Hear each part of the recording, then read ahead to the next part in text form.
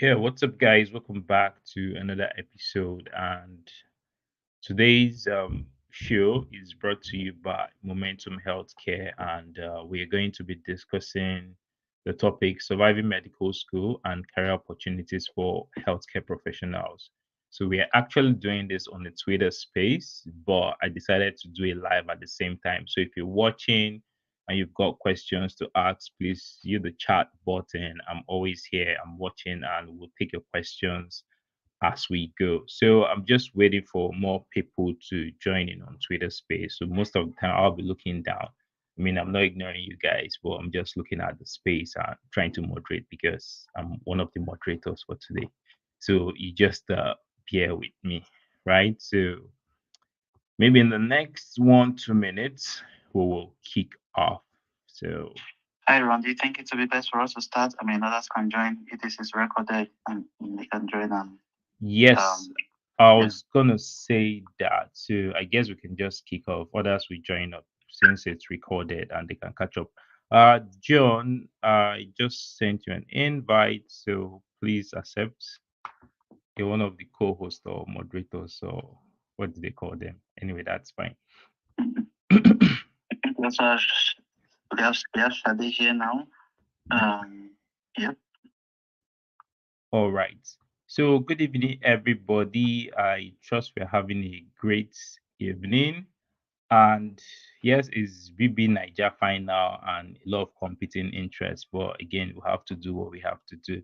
So this space is brought to you by Momentum Healthcare, and we're going to be discussing surviving medical schools and career opportunities for healthcare professionals. So I'll probably just give Doc the mic for a few seconds for you to just tell us why this space, how it's going to be, and then we'll take it up from there. Over to you, Doc. Yeah. So thanks. So I think this happened about 2 weeks ago, I guess. I mean, I was at work and then I sat down and after having a good time with my colleagues and my superiors, I just asked myself, okay, what's going on? I had like a flashback, and then I asked myself, okay, I mean, I went through a lot in med school, um, for very obvious reasons, and at that time I was also battling with a lot.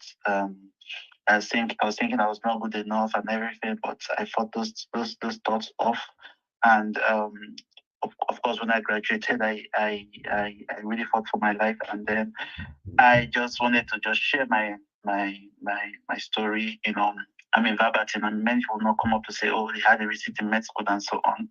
Yeah, and then I shared, and surprisingly, I mean, the whole thing went viral, and then I was having a lot of requests from students, from doctors, both on Facebook, on here on X, and people even went as far as contacting me on LinkedIn, checking my profile first of all to see if it is true or something, right? So I just told myself, okay, maybe it's time to come up and maybe share some of this insight with people. And I mean, not like I'm really out there. I'm not the WHO Secretary General or the richest person. I'm just barely an average, right? Doing well for myself, right? But I just thought it would be nice to share in a collective way to people. So that's why I also reached out to other doctors and people in this space who have done well for themselves too, right? To just for us to talk and to discuss. Yeah, so that's the reason why we're having this, and it gives me so much joy that many of us are here to listen and also to learn from each other. Yeah, so that's the background. Thank you so much. It's interesting when people reflect and think, yes, they really need to give back in whatever small measure they can, and it's a good initiative, really. So that's why I jumped on when you actually messaged me. So without that further ado, so we have I'll just briefly introduce our speakers for tonight, and I'll still pass the mic to them to tell us about themselves because they know themselves better than we do. And the way it's going to run, so we have two major segments. We have the surviving medical school segment. Then we talk about the various opportunities that lie in the healthcare space, bearing in mind that everything does not end in the hospital or in the bedside. So I think that's where most people's interests really lie. So First, in no particular order, we have Dr. Pepo. He's here. So he's a UK trained family medicine physician and GP and has a subspecialization in women's health and also has a postgraduate degree in reproductive medicine. So thank you, Dr. Pepo, for coming on the space. We also have Dr. Kelechi Okoro, popularly called Dr. Kel or Health Athena. So she's a multi-award winning brand dedicated to promoting literacy and healthier choices among people through engaging and relatable content. So she's our guy in the health content creation space. Thank you, Dr. Kel, for turning up. Then you have Dr. Shade Paul, who is in the clinical research space. So she's licensed to practice both here in the UK and here also in Nigeria. So and currently works as a clinical medical advisor, one of the biggest agencies in the world. So thank you, Dr. Shadi, for coming. Then there is Dr. John, who is supposed to be my co-host tonight. I don't know where he is. So he's currently doing his residency in anesthesia. He's also an entrepreneur with endeavors, aimed at helping early medical career professionals, especially around content creation, social media management, and he runs In Culture Agency. I hope he comes back to this space. And we have Dr. Shino Olushino. I don't know if it's here. I hope he is. So also known, people know him as more as the bearded Dr. Shina, who currently in residency training in internal medicine and does a lot of health influencing. And will I leave Barido to introduce himself? Well, he's a healthcare strategist, thought leader, and life coach. So I'll just leave it at that. And who again have I missed? Have I missed anybody? No, I've not missed anybody. And myself, my name is Dr. Rod, and yes, I'm a medical doctor. I think that's where I'll stop for now. So without wasting time, Dr. Pepo, I'll just start with you. Sorry for putting you on the spot. So I'll just pass the mic to you to just give us a brief introduction about yourself.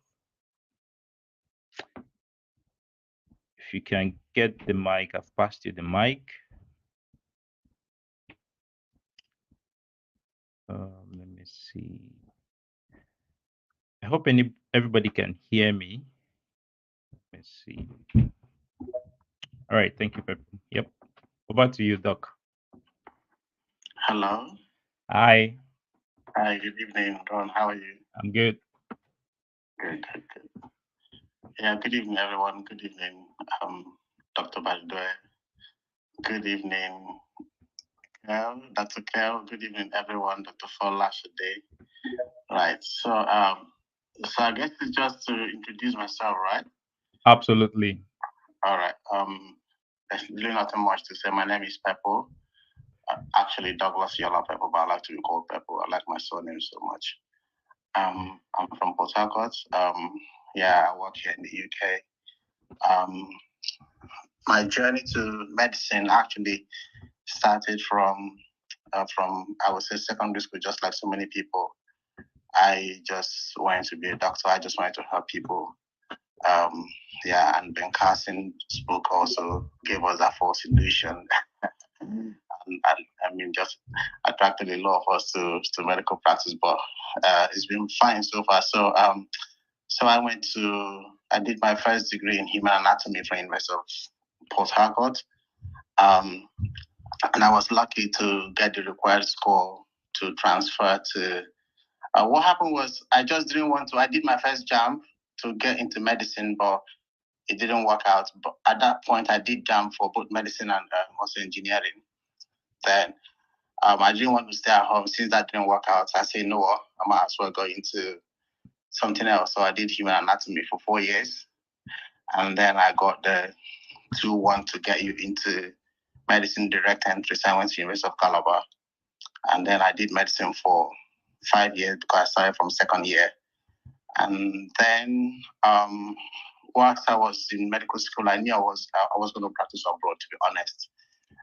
So I was making all the inquiries and everything just to make sure that I get my acts together. So I went straight to my state, River State, to do my house job. And immediately after house job, 3 months after, I left for the UK side, even the youth service, because I already did youth service after my first degree. And yeah, I came into the UK and I worked in so many places. I did a resident medical officer job in private hospital for about 18 months. I worked in general surgery for another 6 months in London. Um, worked in Obs and Gynae for another 18 months, and I was A&E registrar for almost a year as well. And at that point, I wanted to go into obstetrics and gynecology training. But before this time, I came into the UK basically to do my master's in reproductive medicine, science, and ethics from University of Kent in Canterbury. And all those was also because I was pursuing the Obs and Gynae dream. And so that was what led me to work in Obs and Gynae, because you hear a lot of stories and people tell you how it's difficult to work as Obs and Gynae in the UK, litigation and all of that. But I just wasn't phased, and I just wanted to try it and see if it's something I would like, because impression is different from reality. They say experience is the best teacher, but I don't think so. It only filters impression from realities anyway. So having worked in Ops and Garden for a while, I tried to do the exam to get in, but at the same time I did, because in the UK you can do one exam to get into multiple specialties. So I also did exams to get into general practice, which is family medicine. And yeah, I got the general practice straight on. I got the offer straight. For Ops and Gynae, I was appointable, meaning I had to be on the waiting list to wait for other people who did better to decline so I can get a spot. And at the end of the day, I got something in Scotland and I wasn't ready to leave. I just like London and all of that. So I just wasn't ready to leave to go to Scotland. So I decided to go into general practice. And to be honest, I would say it's the best decision I've made, because it's given me the kind of life I actually wanted. I probably would have been uh, something else if I wasn't not to berate the discipline, but I think I like where I am right now. Yeah, so I did my training in a couple of hospitals in East of England, and yeah, I finished training 2 years ago, and ever since then I've been working as a family general practitioner, which is what's called in the UK, but family physician. So I'm a locum GP in the East of England, and yeah, so far it's been good because the discipline is quite a rewarding one and quite flexible, and it gives you time to do other things that tickles your fancy. At least it gives me time to engage in social media, to do my business, because I also run business and got special interest in finance, and also clinically I have special interest in women's health. So yeah, that is it for now. I think as we go on, we'll probably have to dive a bit more into other things that will probably get people inspired with our journey. Thank you. All right, thank you so much, Dr. Peppo. That's quite an insightful introduction. You saw the light early and you jackpot very early. And over to you, Dr. Kel. Just tell us about a bit about yourself and your journey. Okay, hello guys. Thank you for having me. Sorry, this might be a little noisy, but I just had to do this from my current location. I'm from Ebonyi State. Yeah, I call myself the Ebonyi Bay.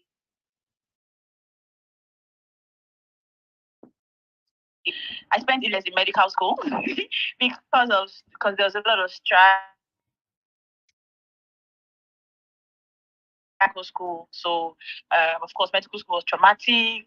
Anyways, I left medical school and I have held just one job since I graduated in 2014. Actually, haven't ever applied for any job, right?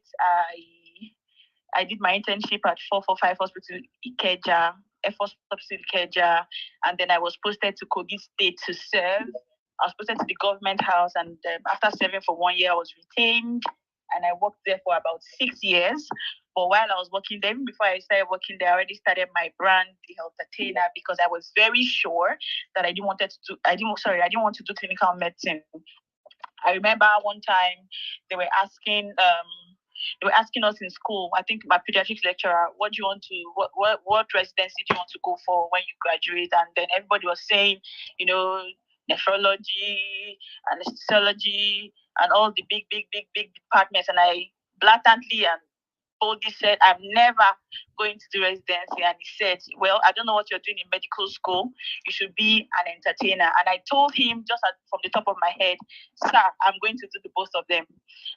I didn't know what I was going to do then, but I just knew that I was just not going to, go into residency. And then while I was doing my internship, I actually thought of the brand Health Attainer, and I decided to start that. So even while I was in Kogi, as the Kogi State House Government House physician, I already started my brand, and it was thriving. And then, in less than a year, it was already a thing, and I kept on, pushing my Health Attainer brand. I started as a content creator, and then I evolved into having my own NGO, having my own consulting firm, becoming a brand ambassador for global brands, public speaker, mentor, event host, and everything that I do. Right, I am still practicing medicine. When people say, "Oh, why don't you practice medicine anymore?" and I'm like, "Hey, I'm the health attainer. I'm practicing medicine, health education is practicing medicine. Everything that I do is towards, towards ensuring better health practices and better healthcare for my patients, my clients, and everybody who needs healthcare." So I am still practicing medicine. I keep telling people that medicine is not just clinical. So I literally practice medicine beyond the white box. That's what I call it, the clinic, the white box. So I think that's a bit about me, so that I don't talk for too long, so other people can introduce themselves. Yeah, by the way, the only certificate I have is my MBBS, but I have done so much with it. I have shared stages with my chiefs, with people like Dr. Peppo, Dr. Ron, and amazing global leaders in the health space. Yeah, so I hope that encourages somebody out there. Thank you. All right, thank you, Dr. Kel. That was quite insightful, and it's good to also note that I think that most of us are on social media today, making money in different areas. It's actually because of her. So thank you for that. I'll quickly pass to John. John, you're up next. Tell us a bit about yourself and your journey. All right, so good evening, everyone. Always a pleasure to be on these spaces. With, people that I've worked with, and I'm very happy to be acquainted with. The title of the space is Surviving Medical School and Career Opportunities. And as a bit of background, I'm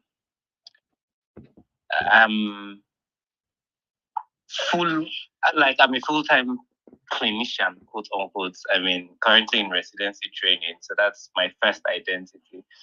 Senior resident in both in the West African College and Medical College in anesthesia. But aside that, a lot of the other, like Dr. Ron said, Health Athena, and a couple of the things that she has done and inspired amongst her works is the reason a couple of us are making money from the online space.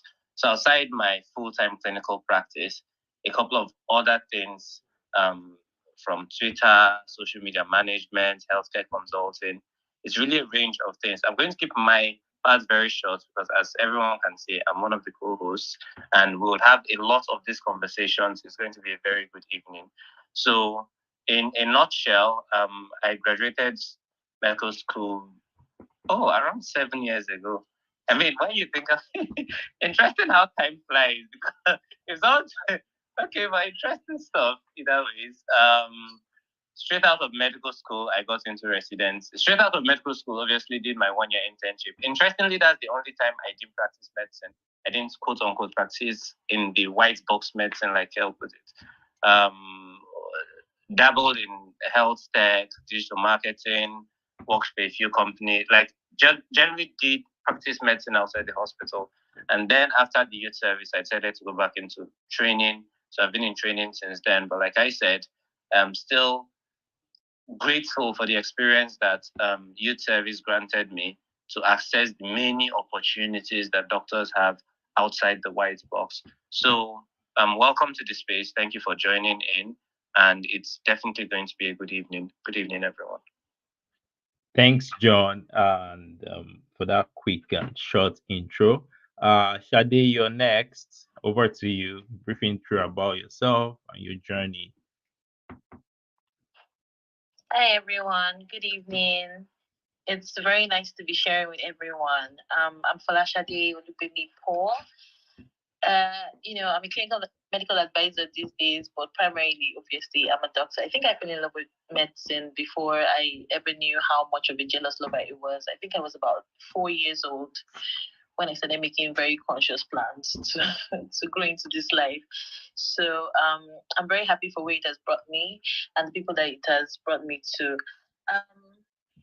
First child, some people say that when you're firstborn and you're female, they tend to put you in this position of a carer very early and all that. So maybe when people had scrapes when we were young, I would care for them. I would help out with the burns. I was very science, um, involved as well. I was a what they call them now, prefect in secondary school. I was head of jet club. So I knew I was going down that old science pathway. And I loved that. And I really tried to do my best with it. Finished secondary school at about 13, got into university way earlier than I should have. I was about 15. When I got into University of Lorient, I got in for medicine, and it was horrible. It was horrible not because I didn't like it, but because I was way too broke to concentrate on academics. I come from very humble beginnings. People see me now, they think I was born, I was born into money, but you know how it is when your father dies young. I was about 8 when my father died. And you know how it is when they take everything from me in the family and all of those things. So I wasn't born, I didn't grow up in wealth. In fact, we're homeless at a point. And so it was really tough going to university. Young girl, I was very distracted. But I had friends who were very protective actually as well. But even with that, I had the very first relationship I got into, he was kind of abusive, and that was very scary for me. And then I found out he was involved in cultism, so I ran back to my mommy and I confessed. And then I had to get out of there to get safe. So I'm thankful that it didn't take too much time, even though that was about 3 years. But fortunately, since I got into school early, I was able to leave early as well, and pack my bags and decide to start again. So I took jump again, and I got into University of Lagos, fortunately for me. But at that time, my mother was pissed and she refused to sponsor the education. So I had to sponsor it myself. So I had the further challenge of now doing medical school on my own money. But I was determined to do it. And so I think this is for people out there who I know that they've recently increased fees and all of that, and it's a very hard time for people. But I was flying bike from Mount 2 and the rest of those places, all the way into Cotonou and buying slippers and selling them, and going to Balogun and selling bras, and on the way in the hostels. A lot of people know this. So it was not really easy, but it's achievable, it's doable, and you just need a bit of support. And so that was how I went through medical school, and it was hard. But fortunately, I the same 100 level I got into University of Lagos, I met my husband. And so that was very helpful. I was able to get a support system from him, and we've been together. And yeah, as somebody mentioned, time really does fly. I'm realizing now that I've been married for 10 years. And, it's been a very interesting journey, how we all change and shift along the line, both developing as doctors and really as people. Going through medical school, it was really hard, obviously, but then I got married in 400 level. I remember being very confused, and I'm wondering what I was trying to do with my life and why I was looking for complications where it was already hard enough. But I was just going with it and just trying as best as possible to balance having a life and having this passion for this, medicine.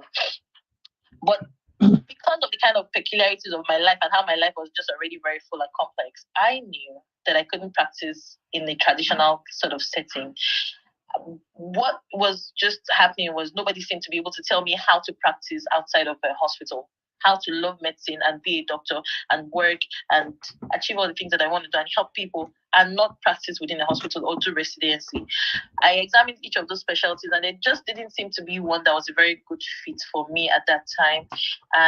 But then I had to get a job. So we finished medical school, went for service, got a job, and I was fortunate. I got to work in Avon Medical Practice, and coincidentally, a Aproko doctor used to work there, and we became very good friends. We had similar interests. Got to meet his wife. It was a very great time. This was before I even got married, and I remember we would bring in cameras into the hospital and we would shoot these videos. And so, yes, watching him succeed, in fact, has been quite a pleasure because it's testament to how much consistency and hard work really does pay. And we would do that. And then I started a blog, and then somebody bought my blog. And it was just very it was a very interesting sort of, so I've been in content creation then since medical school in different ways, sometimes writing, sometimes making videos, sometimes public speaking, and it's been very, very rewarding. And then after I questioned specialties and got started to work, I also was trying to, finances are very important and they don't pay us that well. So there was the part where I also started to look at the PLAB journey. And you see, that's the thing where if you don't really know what to do, just keep doing something. Because eventually, I keep saying what you want to do. I keep looking for what you're looking for. Because sometimes everything clicks at a point where you don't know where it's going to click. But it all just clicks at some point where all of the work that you've done in the past and all of the interests that you have start to just align and come together in this perfect picture, and you're in this great place and you don't even know how you got here, and you're on the space telling people, and you're like, I'm just trying to live my best life, I'm just trying to balance everything that's going on. So in the middle of all of those things, I did write PLAB, and I did get the whole PLAB pathway thing done with, and started working. But I'm still in Nigeria. I'm still working from Nigeria, and I think later when we get to exploring pathways, I'll be sharing more about how I am PMC licensed, and I'm still in Nigeria, and I am still working and having a great time. So there's more than one path. I'm very thankful for the people along the line that have given me opportunities, from Bolade Bakin, who is a phenomenal person, to Dr. Epo, who hired me when I really didn't even know anything I was doing. So there's a lot of opportunities that are out there, and let's just say that some of the things that helped me the most, on this journey to survive it and to find my feet is my friends, having great friends who really understand where you're coming from, understand the dark days, and don't laugh at you when you make mistakes and when you fall. Family, the fact that I have children and I cannot show them my results and show that I failed. So it was a big push for me, and then writing, and I think I mentioned blogging earlier. So writing, creating content, putting out the things that I'm going through out there, I find it very rewarding because it you find a tribe. As I said, I met Aproko Doctor, and then from there I met John, I met Kelechi, and it's been good because these have become some of the people that are most important to me on my journey, both publicly and privately. And then every little thing I'm trying to do, you get a lot of support. I'm supporting them, and it's very rewarding to have that in your corner. So even if you didn't have it in medical school or you don't have it at home, sometimes you find a tribe on the internet, and I think that's really great. So I think that's enough about me. Thank you very much, Dr. Shade. And I think for me, what I took away from this short story is, no matter what happens, just keep moving and never stay stagnant. Well, we'll still come back to that. And everyone, if you're just joining, we are talking about surviving med school and career opportunities for healthcare professionals. And this is brought to you by Momentum Healthcare. And if you know anybody who you think is going to benefit from this space, please just share the link to them and let them join. So over to you, Dr. Shina, bearded Dr. Shina. Give us a brief intro about yourself and your journey. Okay, all right. Good evening, everyone. Quick mic check. Am I very audible, Ron? Loud and clear. Okay. Yeah. Okay, my name is Shino. Well, I graduated from the University of Ibadan.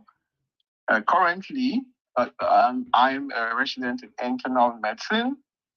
And apart from internal medicine, I'm sure when we get to the questions of the journey, I might be able to expatiate more, but I'll just give an overview because you just said, let's get to meet you. So outside of being a resident, I made a foray into the health tech. So currently, I'm a CEO of a multi-million company in Nigeria here, which is a men's health startup, which has been doing very, very well. I also currently sit on the board of some health companies. I'm also into content writing, so I have endorsements with a couple of brands where I write, review content for them. And yeah, I'm also into politics. So currently, I'm the head of new media for NMA, Ogun State. I'm also into, let me just put it up, into also growing content creation. So well, I've worked with a couple of people here. Ron, who certified that, Ron, Dr. Kilechi, I think that's just some of the people, and Dr. Afam also, and a lot of people in the content creation, content creation space. I think that's just a brief introduction about myself. Yeah, thank you. Okay, yeah, and just to add also, and I also apart from the whole startup thing, which I'm into also, I also let me say help people. Currently, I'm trying to like teach people that are interested in this health content creation journey. So have a couple of groups where I kind of like host sessions where we talk about how to build your brand, mastering the health space, and becoming a health influencer. Yes, thank you very much. Thanks, Shino, for that quick, intro. We'll still get back to you. And, it's the multi-million part that interests me. That's the part I'm looking out for. And, well, I guess it's over to me now. I mean, I'm not a fan of talking about myself because my own journey, it wasn't straightforward. So finished med school, started looking for residency. Residency was not forthcoming. Traveled all of this country looking for medicine. Is it Benin? Is it Uniport? Is it Shagamu? Is it Nayut? Is it UNN? Where didn't I go to? And I told somebody that I think I should write a book about the hustle for residency that never materialized. Writing primaries, both colleges, you have them, and you're begging everybody, give me pathology. Or it's not. I wasn't even looking for the serious department. They call pathology people on serious. I say, okay, let me just go and chill in pathology. Yet that wasn't forthcoming. But after that, I moved on. You know, doing the normal medical officer work and got into content creation by the side and being a very curious person. I think that's when I got interested in things around electronic health records because where I used to work, I think they were designing their own building from scratch, and I got involved with the dev guys. That's when we started talking. I started understanding all there is to it, and hopefully or luckily down the line, that is what I'm doing now. So I'm currently working as a business analyst and junior project manager, sort of, and implementing electronic patient record systems and digital dictation systems. So that's really what I can say about myself for now, and I hope that's succinct enough. Then I'll just pass to our convener to give us a short intro about himself. Then we'll move into the first topic for the day. Over to you, Doc. Yeah, so thanks, Ron, and thanks the other co-speakers for your wonderful introduction. I mean, I was asking myself, I mean, I can't look foolish. I didn't get married in 400 level and survive. Maybe I'll have just left medical school, right? Yeah, because I don't think I have that kind of tenacity, right? Yeah, I mean, we've all done a lot, and so for me, I think I shared part of my story, so everyone knows me now. Also had a lot of backlash from some colleagues. I mean, they actually don't care about, I mean, what they think. Why would you go write that about your school? Oh, you were the one that was this and that. Yeah, but I mean, in the end, I think that post got to almost 1 million people in the end. I mean, from Facebook, Twitter, everywhere. And for the amount of people that reached out, I mean, majority of the comments was clear that in Mexico there are a lot of challenges, and of course, everything is not the way they should be. So for me, um, I I mean, nobody forced me to study medicine. I mean, I gladly did because I wanted to help people. And when I got to my 5th year, or was it my 4th year, I had a very terrible experience where I had a family friend who had some terrible mid um, brain tumor right in very in a very, very, very bad location. And then in UCH, because of the proximity and relationship, I went to the consultant neurosurgeon and told him I wanted to assist him in the surgery. I wasn't even in surgery too for me to do that. And then they left all these neuroregistrars and allowed me to assist the guy. And then when I was doing this, we were doing the surgery, he just told me, okay, where he trained in Israel. He just needed to put a probe somewhere and then to tell him where the tumor was. I think it was a thalama tumor, right? And then to tell him where the tumor is, and he just uses a pin needle, goes in and sucks the tumor out. But here there was nothing, and then we're looking at the CT scan up and measuring, just calculating something on the lady's head. Opened, got in, sucked in a lot of those tumors. Actually, we luckily got there, right? And when we finished 7 hours, I think that's what it was, 9 hours, right? And then he survived, was sent to the intensive care ICU, and a few hours later she was rushed back because there was hematoma. Of course, we've scattered the lady's brain. And while we were doing the surgery, there were a lot of back and forths. Light will go off, we'll wait to put the light back, and that. And then when she went for the second surgery, she could not survive, and she died. So I asked myself a very clear question: who killed this woman? Is it us or the system? And then I realized that it was the system that killed the woman, because why wouldn't you have light? So why wouldn't you have the proper equipment? Why would you be doing tumbo basket on somebody's head, right? And I told myself, there's really way much more to clinical medicine. There's way much more, right, out there that can actually solve this problem. So I told myself then I wanted to go into management to solve these problems, and that's when I got interested in healthcare management. So after med school, of course, I practice for when you don't have money to study or to achieve your dream, you use one that you have first to hold yourself. So I practiced, did house job in UPTH, and then did my youth service in Bayelsa, practiced in Bayelsa for a year, came back to Port Harcourt, and then I was practicing, and then I was looking out for 9 masters that could help me achieve my dreams and so on. Back and forth with those, and then I realized that I couldn't even pay at that time £6,000. How can't I pay £6,000? I'm a medical doctor practicing at that time for 5 years, so I knew I needed to change to make this money, and to also achieve the dreams. I volunteered for FHI 360, which is an NGO working on HIV/AIDS. Then 7. I did that full between 10 to 5 every day, while I was fully on night shifts, 6 p.m. to 9 a.m. So basically, I was just that horse walking around the clock, and I did that volunteering for 7 good years. 7 good months, sorry. And after that, I submitted my CV somewhere to an NGO job, and I got it. That was with the USAID as a contractor, and luckily it was very funny that I got it, and that's when I got my first mega pay, and I was able to continue my masters then. And I did that after working there for almost 2 years. I moved to Clinton Health Access Initiative in Abuja. That's when I finished my first masters, and then I started my MBA automatically. Just alongside. And of course, Nigeria started dealing with me.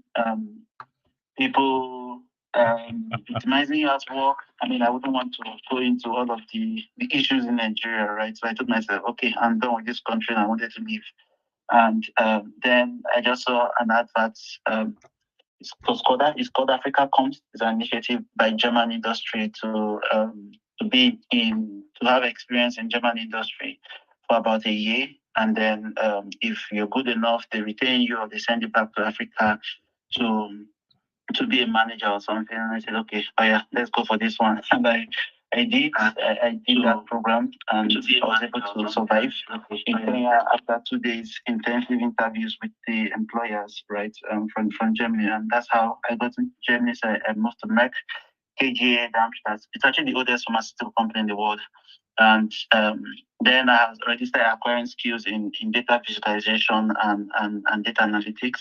So I was in the strategy and business operations, integrated planning and analytics department in the company. Junkie just came to Europe.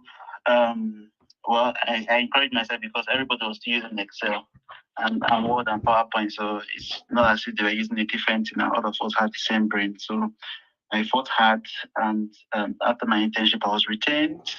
I worked there for 3 years, and then moved back to the Global Health Institute of the company. So we're doing drug discovery and so on and so forth. But I was in charge of water sanitation and hygiene for a neglected tropical disease that they're still tackling, schistosomiasis. And I did that for almost 2 years, and then I decided to move to stay closer to family because we live in Munich. My wife lived in Munich then, and then we're expecting our baby, so I just needed to move closer to her. And then I got another job with a medical device regulatory company, right? So they regulate everything from aeronautics, just regulators, right? And yeah, that's where I'm currently doing project management for international projects for medical devices worldwide and supporting the senior vice president as his chief of staff and personal assistant. And yeah, so as also a global project manager, so I do a lot, both business analytics for the board. I take their meetings, do their presentations. I manage global rollout of projects and a whole lot, right? That is thrown at me. And so that's a brief intro about myself. I think we are actually at the hour mark, and I think this might be a good time for people to ask questions. Yeah. So Ron, over to you. Thank you, Doc. I think after this space, you do small giveaway. You know, um, Giveaway of what? Or if you would do that. you do small giveaway after this space. Thank you for that. Quick intro. I mean, when I look back, a lot of us didn't have it easy, and I don't even know if this new generation they're actually having it easy. When you talked about you're working like a horse, hustling for money, I think my mind just flashed back to there was a time I was working like 3, 4 jobs at the same time. I was practically living in my car. I rented a 1 bedroom flat, and my landlord never saw me. He's always calling me on the phone. This young man, where are you? Because you're driving from one hospital to the other just to really make ends meet. According to Uguna, dark times really. But I mean, we thank God for where we are today. So if anybody's got any questions, please request for the mic and I'll bring you up. So moving into the like call it first phase or going forward, Jen, I'll soon hand over to you to pick up from here. I mean, med school, conscious of the fact that there might be a couple of medical students here who are, trying to figure it out, who are trying to, navigate their way out of med school, really. And it's sad to say, I mean, after we've left school, a lot of things haven't changed, really, considering the deaths of the house officers recently, and nothing's really changed. It's so bad. And like every other system, medical school in Nigeria has its own challenges, things around financial constraints. People are battling to pay school fees. We don't have adequate infrastructure. There is no limited access to clinical experience. There is examination stress. You talk about the strikes and unstable academic calendar that happens in mostly the public unis, limited research opportunities, and a whole lot of other issues, really. And people begin to wonder, how do I make sense of this? How do I navigate this pathway? So I think it worthwhile if we shared some of those tips and probably best practices that helped us, get to where we are, finish school, and where we are at the moment, basically. So, John, over to you. All right. I think maybe I'll start off and outline a few things I think are general gems. My medical school, I joined in the University of Benin. And I think if I was going to change one thing or do one thing different about my medical school, it'd be that I would attend class more. Now that I think about it, I was not the greatest student in retrospect. However, you can't remove how, let's say, it's the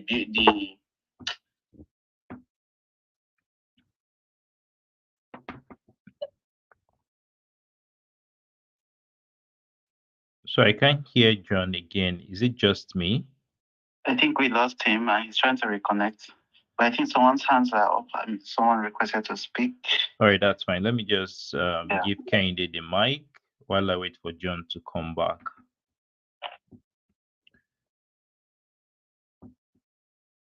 Kehinde, you can speak, make it quick and short. Thank you.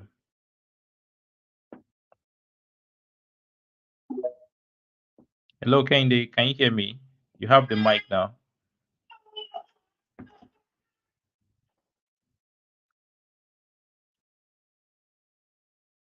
Hello, Kehinde. You can speak now.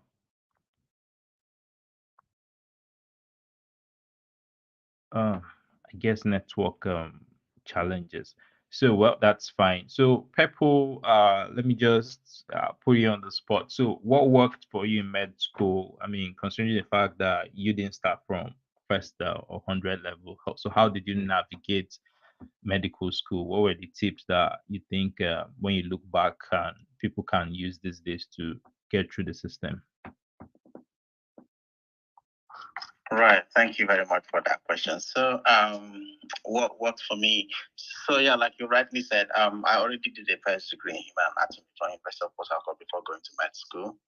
So, so I think I was mature going to med school because I finished just as many people have finished secondary school at 16, 17, stayed at home for a year, then got into I was so impatient. So I actually should have gone into medicine straight.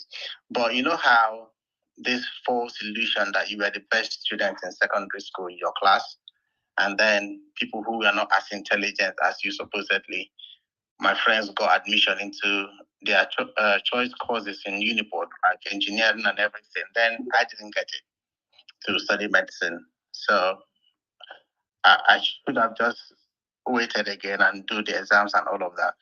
But instead, I say, you know what, I'll just go to the human anatomy.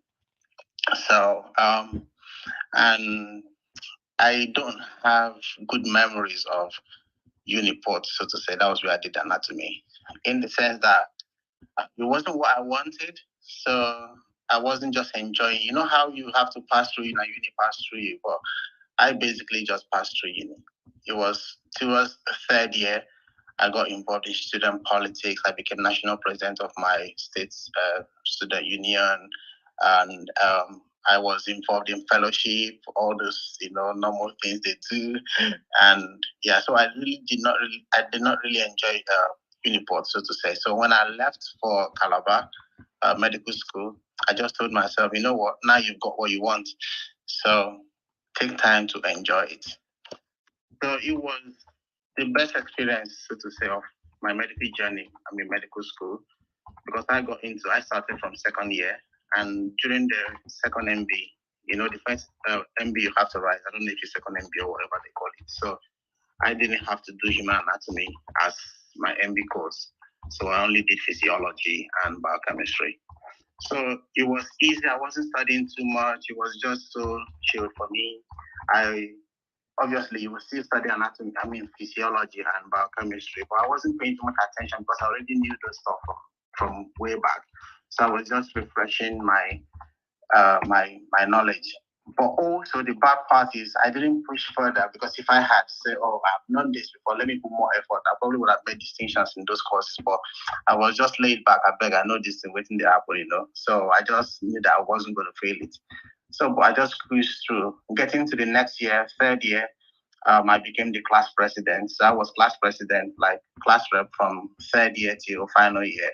So I was like rallying point for my class and teachers and all of that. So I think that maturity, really helped me in medical school. I was into everything. I was just sociable. I was coordinating everything. And also because I was a bit older than majority of my classmates, because I was 4 years older than them.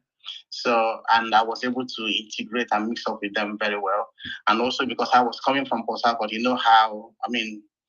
Calabar is a bit, they see Port Harcourt people like a bit more sociable and all of that. So it really gave me an edge, gave me an advantage to really, live my life the way I really wanted.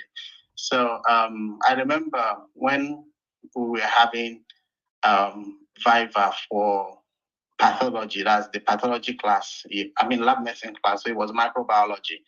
So the visiting professor was the first to get in, and but when I got in, my professor was in the hall and he was like, "Oh, that's our class prefect and all that."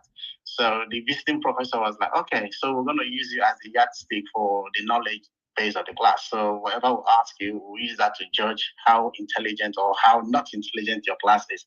And he said, "What do you want us to ask you?" I said, anything." He said, "No, pick something." I said, "Okay, tuberculosis." And he just asked me to define tuberculosis and the chronic changes and all of that. And that was just it. So I came out, but unfortunately, the pharmacology Viva was the best student in class, got in first. So when he got in, and you know how all these BGS, they just like to show themselves. He got in and they asked him questions. He was answering and going into other things, and he made it very difficult for every other person coming behind. But yeah, I really enjoyed med school, to be honest. So when I talk to people, I understand the challenges that people pass through. So when I talk to people and they say they're struggling with medical school, initially I wasn't connecting. But at some point, I just sat down and said, no, this might be a selfish part of me. For the fact that it was easy for me because I never had a receipt, I never failed any course, I never got less than 50 in all, even assessment, assignment, and everything. So it was just very, very smooth from beginning to end of medical school. So, but I understand that it's quite challenging because I tried to use my experience from my BSc years, how I struggled to do a course I never really liked. And I don't think anatomy should be a degree course in Nigerian universities. It's actually a waste of time. It should be a course that medical students study, not a department on its own. It's a complete waste of time because I don't think there's anything you can ever do with that other than maybe studying again to become an anatomy lecturer. But that shouldn't be what you should waste 4 years of your life doing. That's a story for another day. So I think look in retrospect, I would say medical students should try their best to just enjoy that season. It might be challenging, especially if you have issues with funding. And I'll just give you a story like quickly. Money. It's not like money was. I had all the money to go medical school. No, I remember when in my fourth year, Cross River State government and Akwa Ibom State government, we are paying their students bursary. So my roommates, one is from Akwa Ibom, one is from Cross River. Akwa Ibom, we are paying 150, 200,000 naira. And the Cross River one, we are paying something similar. So they just get this money on the day they got it. They got it almost the same week and they bought new CDs, TV, everything and all that. And I felt very, very bad because here I was still getting my normal 10, 15,000 from home and somebody had 200 grand to splash and all that. I felt really, really, really bad. But, that kind of just pushed me. I say, you know what? It's not a matter of what they have now. It's a matter of where we are going, what you are looking forward to. Like I said, I knew from beginning I was going to practice abroad. So I started asking questions. Unfortunately, the uni I went to, there are not a lot of people who traveled abroad to work. So fortunately, a British cardiologist came to our uni for 2 weeks. And then I asked him, he came to, he taught us, that was in sixth year. He taught us for 2 weeks. So he was teaching us ECG and he made it very, very, very, very easy. So I asked him, what does it take for me to practice in your country? And he didn't know. Which now I understand British people don't really know how people can come practice in their countries, but he just told, oh, there's an exam you need to take and all that. But I did my research and all of that. I was lucky to have my uncle sponsor me to come do masters. And whilst I was here, I took the time to understand the pathway to practice in the UK. And that led me to starting my YouTube channel, which is called Dr. Pepper's Hub, where we just help people to navigate the pathway to come practice abroad. And I tell you, like in my class and years above me from medical school and even below, like I was the first to come. And I really took it upon myself to be telling all of them that, what are you doing here? There's no need you be in Nigeria. Come over, come over. I was doing that. At some point, it became like people don't want to talk to me because they feel if they talk to me, the next thing I'll tell them is come abroad. But I mean, I understand that people have different things they want to do. They have different dimensions to their life, and they've got plans as well. So I don't shove it over people's, shove it into people's throats anymore. But I would say somehow be able to offer support and just help people to see how easy it is. Not how easy, anyways. How clearer it is to practice abroad. In case that is your decision. And what I also tell younger doctors is, if you are practicing in Nigeria and you want to go abroad, or if you just finish medical school, you want to go abroad, you have a limitation of money to do your exams and all of that. That shouldn't be so much of a barrier. First of all, get into residency training back home. That is on the caveat that, because I want Dr. Kelly to understand what I'm trying to say, that's if you want to specialize, if you want to go into residency training. If you don't want to go into residency training, which also is good, I mean, you decide what you want to do, because medicine is just the ticket we have. It's just the bread. So the butter is whatever you want to put in it. So if you want to go into content creation, Ali Abdal, who did foundation year in my hospital when I started training year one, he is richer than all the consultants in our hospital put together. But he was F1 when I was in GP training year one in the same hospital. So you can imagine where he is today. So whatever it is you want to do, yeah, you decide. But if you actually want to go into training, and you are in Nigeria and you are struggling to either do the exams to pass IELTS or PLAB exams or USMLE or whatever, or you're trying to gather money because it's not easy to even get the money, it's quite capital intensive. I would say, instead of you just doing MO jobs, that's also not to deride people doing that. Try and get into residency training in Nigeria, because that will give you direction and knowledge so that you can easily negotiate. You have good negotiation skills when it comes to you practicing abroad. Although you have to be careful, there's a caveat, because there's a level to which you get into training back home that disqualifies you from training abroad. Because you will be looked as being overqualified, although there are certain other levels that you can start from as well if you want to come abroad. So these are things that people should get clear in their mind. So whatever it is you really want to do, I would say have a plan, start working towards it, milestone by milestone, gradually tick them off, make sure you get all the knowledge and information you need. And that's where mentorship comes into play.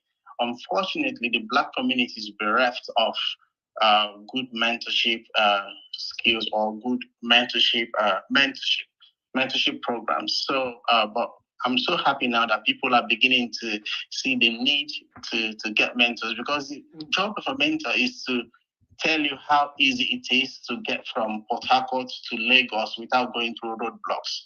Otherwise, you go through so many roadblocks and so many policemen getting money off you before you eventually get to Lagos. But if a mentor who's navigated that pathway before shows you or lights the pathway for you, it makes it a lot easier for you to circumvent and avoid all those barriers, and you get to your destination quicker. So having this space and having all these erudite scholars, these amazing people doing all what they're doing, I would say let's leverage on this opportunity and just ask questions and ask questions. I didn't really have this when I came. I made so many mistakes. I wrote my first MRCOG exams and I didn't pass it because I just didn't even know what materials to study. When I was in training, I failed one of the exams during training, also because I didn't really know what materials to study. But when I started asking questions and then started seeing so many Nigerians who are already in GP training and asking them, and I got materials from them, I didn't even need to study so much because it was so easy. These are the things they were asking the exams. And the Indians, the Pakistanis, they all have those things and they share it amongst themselves. What happened was I just prayed one day and I went to work, and some lady who is just an Indian messaged me and said, Peppo, unfortunately, it's during past your exams. So sorry about your exams. I'm so sorry about it. Do you want to send me your email and I'll send you materials? That's it. She's an Indian. And she sent me that material. Do you know, I was reading it. I was recalling the questions from the exam. Everything was in there. That was just what I studied. I got 2-3 other people who were doing the exams with me, and we were studying this material for 3 months. Got into the exams. 80% of the questions were just there. and that's it. So that's also what community, what reaching out to people can do for you. So in a nutshell, I would say I have good memories of medical school, and there are so many things that you need to do to get you to where you are, not necessarily hard work, but about networking and having the right information. Thank you. All right, thank you so much, Dr. Pepo. That was amazing. Okay, I can see John is back. Over to you, John. Network keeps kicking me out. But yeah, I think me speaking now will just be a good follow up to Dr. Pepo because I agree with a lot of things that he said. I also generally mostly fondly remember medical school. Like I said, I joined the University of Benin. Prior to then, incidentally, like everyone can mostly relate, had a mostly probably like throughout secondary school, top of the class, as a student, straight A's and everything. My first year, I didn't get medicine. I got into Delta State University, studying medical biochemistry. I think I had a 5 point GP in the first semester. So basically all A's. So I was going to switch to medicine, but then I took JAMB again. So at the end of the first year, I had the option of continuing second year in Delsu or going to University of Benin to start afresh. And I went to University of Benin and started afresh because then, quote unquote, federal school. Mostly, again, didn't have issue. Obviously, the first year was basically a repetition of what we had done in Delsu. So mostly fine. 1, 2, 3, up to second MB, still mostly fine. I mean, obviously, everyone gets the initial shock when you start doing like preclinical medicine and, oh, you have to do all this reading. And, oh, no, you're not doing exams every year or every semester anymore. It's mostly like all these CAs. And so culture shock, but I mean, I think it was easy enough to adjust. I think after maybe highlighting some of the most noted parts of the stories, I would highlight some of the things I thought made the adjustments really easy. So up to first MB, or rather second MB, that's what we used to call the anatomy biochemistry then. Mostly fine. I think I even had a distinction in medical biochemistry, so that was all mostly fine. Clinical gears got a little trickier because I think that's when I figured that you couldn't just coast. You couldn't just study. You actually had to. It was not enough to just read your books. You actually had to. You can't do clinical medicine by proxy. You had to attend postings. You had to be a clinical student. So I think that's when I had a bit of a struggle. But again, mostly enough to coast. I didn't fail any exams. Didn't have any receipts. I didn't think I had any other distinctions other than preclinical years. But I got a lot more involved because when you're more of a classmate, you're attending lectures, you're contributing to postings, then you now begin to become involved in maybe your students' associations, political associations, your other, and that's when you now develop, medicine as a community, start building your career, start building those networks. Because I think one point I want to make early for everyone who's listening who's still in medical school, your medical career actually kind of starts from medical school. It's a process, training, practice. The training doesn't end. Some of the things that you do now is going to determine how quickly you get house job. What you can hear people talk about how they knew they were not going to practice medicine, like even before medical school. You start making those moves in medical school. So know that your medical career has already started, whether you're in medical school or not. So clinical years, went through most of it. There was a particular incident which I would just want to highlight. I remember because we had a new HOD for our when we were in clinicals, when we were about to do our O&G exams. We had a new HOD, and then O&G in our school used to be like easy, quote unquote. We used to have like a really high percent pass, like 80 something, 90 something. And it was interesting because the new HOD came and said that he could know that we were, quote unquote, playing with the course, and as such, we should know that only half the students will pass. It was really weird, but only at least at the first sitting, and they received a bunch more students passed. But the first sitting, it was really interesting because only about half the students passed. We will talk again, lots of really angles to talk about where the problems in medical school come from, but it was kind of an eye-opener for me too. I was lucky enough to pass, but I know some really, really good students that didn't pass that exam. And I know that it was not entirely just because that, for whatever reason, it definitely was not because they didn't know enough to pass the exam. So medical school was interesting to me. I'm very grateful for where I trained. I'm grateful for the training I had. I can mostly pinpoint, quote unquote, the problems I had and the things I could have done to mitigate them. But I think my top three, like all the things I was saying before I was cut off earlier, one of the advice, like I've already mentioned how you should understand that your career has already started. Most of the things you do now, attending classes, gaining medical knowledge, interacting with your lecturers and other doctors, even contributing to, let's say, your student associations or your FECAMs or your CMD, all these other associations that revolve around the medical space, it's a contribution that you can be making towards your medical career. Because, I mean, this is where you're going to find mentors, people that will have these conversations with you, people that will have, give you guidance, people that will, we know how, like, when you're talking, where do you see the materials, all those discussion groups first point is know that your career is already counting. Second point is attend classes. I was making this point earlier, but I want to reiterate it. Use it as a stepping stone to guide yourself to the knowledge that you're going to have. Know that eventually a lot of the information that you're expected to know might not be explicitly told to you. You might not have the privilege. Let me not say the privilege, because you should have, I mean, a clear course syllabus and this is what you should know at the end of this course. But sometimes this is not that clear. This is just the way the thing is.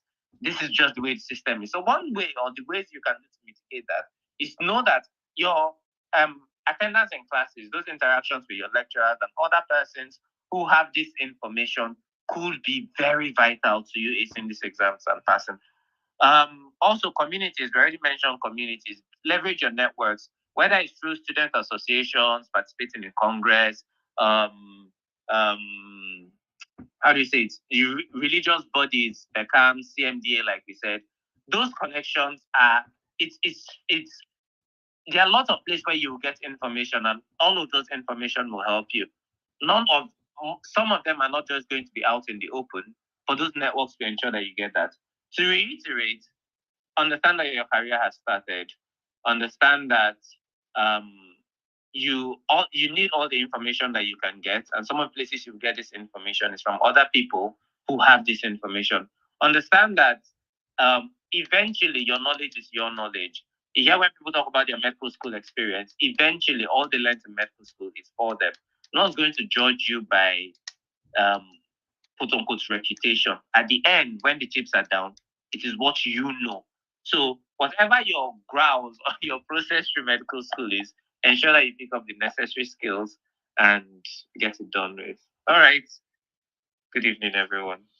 Thank you, June. That was quite very revealing and interesting. Thank you for those insights. So I'm aware a couple of persons are requesting for the mic. I'll soon give you guys the mic.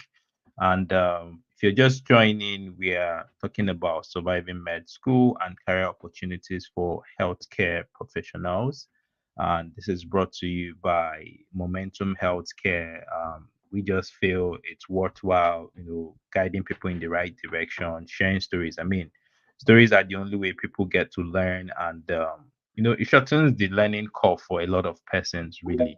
So we are happy to do this. So quickly, Dr. Shade, then Dr. Sheena, then Dr. Kelechi, in quick bullet points, can you just tell us how you're able to navigate med school and tips that you think the upcoming ones can use? Thank you. Okay. I think I will give a few tips. I have them written out. So I think the first thing I'll say is, first, I mean, I agree with John totally. So many of the things he said are the things that I wish I had done. But as I said, getting married in medical school, having your first child while you're in medical school, having a cesarean to have that child, it wasn't really the easiest way to be able to have a lot of things, properly arranged. But I would say attend everything. one of the mistakes that I made, and it's not really a mistake in and of the fact that, it didn't really like adversely affect me, is that I didn't attend so many things. So I'm not even in the pictures of so many things, and I didn't used to have a great relationship with a lot of my classmates. And as we've grown older and we're advancing in this profession, we're trying to become closer knit. And I mean, I'm very proud of the set in Unilag that I'm a part of, the royal set. We're very close knit. Everybody's very nice and welcoming of everybody else. So I would have had a tighter community, with my classmates, and I'll get to why that affected me in some way while I was in school in just a minute. I'll say take pictures, same reason. In most of the pictures, including our final year pictures and all that, I'm not in any of them because I always thought, I'll just go out with my husband. I've been to that place they're going before. I should have attended more things and involved myself, more with my classmates. I think I was only, in my state medical students, so Ekiti State Medical Students Association, I was the welfare officer, but it wasn't a very big association, and we didn't do so many things. So I wasn't very involved with a lot of my classmates, and I wish I had been more involved with them. So I would say that do that because you have this great relationship with them. They become the base of your network. You guys are shouldering each other on when you're going through stuff. You're following each other's careers. Everybody's ensuring that you're in a good place. So it's really very important. You need that community. There's no getting around it. I should have volunteered more. I did volunteer with Ebola Alert and Shebeki Cancer Care, but the more of my friends who volunteered, they got more information. A lot of them are outside the country doing great things. One is at WHO, Oxford, somebody's in, they're just doing really great things because they started from medical school. They volunteered with some of our lecturers or some of our professors who were doing research, for example. So they got a lot of exposure really quickly and they could navigate their careers even better. So while I was there asking questions, I was asking the wrong questions and I was asking the questions from the wrong people. And that delayed me by a couple of years before I stumbled into clinical research. I found out that I really loved it. So if I had volunteered in medical school, I would have had more information. Yeah, I also mentioned earlier how, part of the reasons why I had to leave Uniloring and all that was because, money was tight and I wasn't doing very well just because I was always, broke. And I had to come home and rethink and re-strategize how to handle my finances while I went to school. And I feel like there is a provision for that, but I had no idea. There's a provision in every school for bursary, for scholarships, for, just different things. There's a welfare, your Dean of Student Affairs, his office is literally created for your sake. But a lot of us only go there when we're looking for allocation for hostels and other things like that. Attend those people, disturb them. It's your right as a student, if you're still in school, in medical school, to have them help you. But we didn't used to do that. So I think that's one thing. After medical school, I found out that two of my friends were actually on a sort of sustenance from the school, and I had no idea. And I would have found something like that really helpful at that time in my life. So apply for scholarship, apply for welfare, apply for anything that you can find to aid you so that you have more space to become more studious and make even better grades. It's easy to say that, medicine is just pass or fail, but that's a lie. When you ask for your transcript, when you want to do your master's, that's when you know that it was important, the grades that you got. So you don't have to wait till then. You can start now. Take your research seriously. So that project that we did, I didn't take my project seriously because I was pregnant during that period. It was tough. But I successfully finished it by God's grace at one point, but it was a little later than other people, and there was a whole thing. Take your research seriously. I have a colleague who took his research seriously, and I was fortunate to have a great supervisor. And that single thing catapulted his career astronomically. Like, this guy he was, I think, the first of us to travel. It just, and he's not practiced in a hospital-based environment. It really just went. So if you take your research and every other little thing seriously, it might not look like it at that time, but as I said earlier, everything starts to make sense down the line. Seek information and share information. Information is everything. It's the currency of your career. You cannot grow if nobody's telling you. In fact, some of the jobs I have gotten that I have done, I got it because somebody said, "Oh, you'd be a great fit for this role I heard about. This would be a good job for you. I think you should speak with this person." They were never advertised. They were never given out there. And they've been insanely good money, better than anything you look at out there. So I think that you need information from your network and from people bigger than you, like people like Dr. Pepple and Dr. All of them now, looking for them in their DMs because I think that they can help my life. So consider residency training especially for those of us who want to go the GMC way, who wants to go to the UK, who wants to go to USMLE, having done something tangible, write papers, do some things, answer some questions and put it out there that you've answered them, author things, write a book. Those things actually start to make sense when you start applying for opportunities, and you are head to head, neck to neck with other people globally. You're not competing with Nigerians alone. And even the Nigerians you're competing with, Nigerians are very well known for doing very well academically. So the race is usually very tight. Having written a couple of things or having that history is going to be very good. Follow your passion, and again, community. And I think that's it.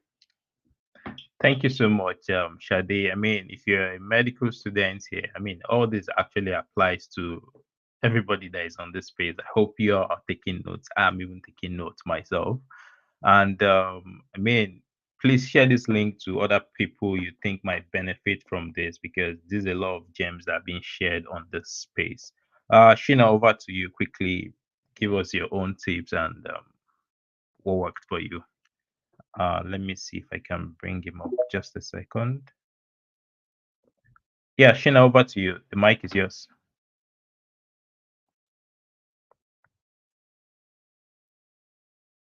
Hello, Dr. Shino. Okay, hi. Sorry, good evening. I lost you for a minute. All right, that's fine. So I don't know what exactly is going on. Every time I try to join, the voice kind of goes low. So I did not get the question directed to me. I'm sorry. All right, that's fine. So just passing the mic around to share with the audience, what's your advice, best tips, looking back at med school, what worked for you that you think others can apply to make their life in medical school easier, sort of. Okay. All right. Thank you very much for that. So, okay. So to start with, let me say I was among those people that did not choose to study medicine, but medicine was chosen for them by their parents. So I remember back then in school, I had watched all these, movies. I think Resident Evil. All these movies where labs get to design viruses and all of that. Then I was in a boarding school, obviously. And I put in for my jam, I put biochemistry there to study. Then it was visiting day, and my dad came to school. He was like, "Oh, let me see my boy. What did you pick?" And he saw biochemistry. He's like, "Biochemistry? I mean, where will you work with that?" You just told the house pastor, "Please, this boy is not serious. Change it to maths. Don't worry. You will understand that this choice and mom, our parents." I mean, I did not understand. Obviously, that my strong got changed to medicine, and I then went to University of Ibadan.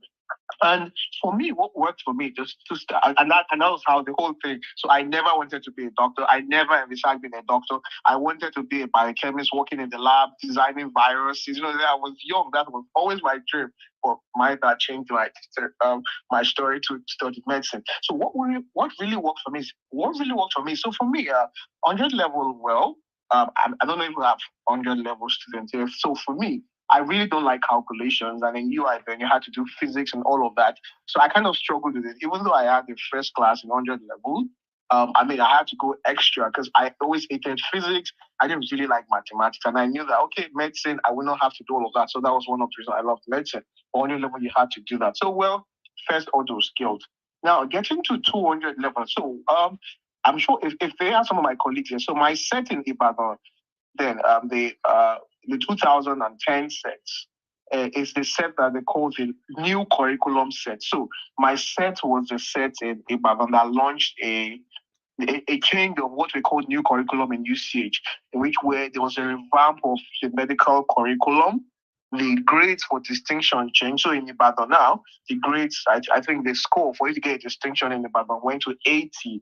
My set was where all of that started with. It used to be like closed marking before. I think it became an open marking. So a lot of things was introduced in my set. So what worked for me, back to that question, is first I had a discussion group. So I don't know if some of my group members are here. So we have this group called Awesome 8. We tag ourselves Awesome 8 because we're like 8 people. Twain, Asino, B, Lola, everything. Some other people from Ibadan, my classmates. So what we would do is, one, we had this, it was a study group. We'll come together.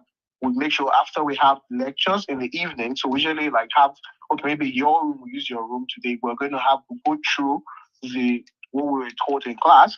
Then, ladies always will have access to past questions, we will solve past questions and all of that. So that really helped because for me, And this kind of person I do, I mean, you have to understand yourself. So this is me talking personally for myself.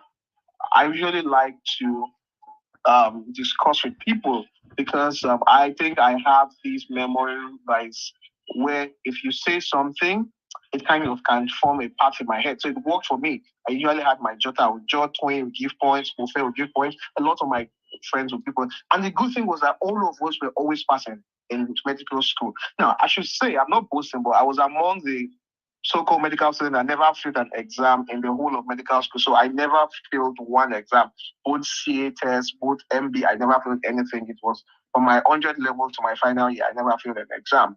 And this really helped me because, when you discuss with people, we've done it in class. In the evening, we'll discuss it. If I forget again, I would then text, oh, Tony, you moved nephrotic syndrome. You understand? Well, what did you do? How did you mark?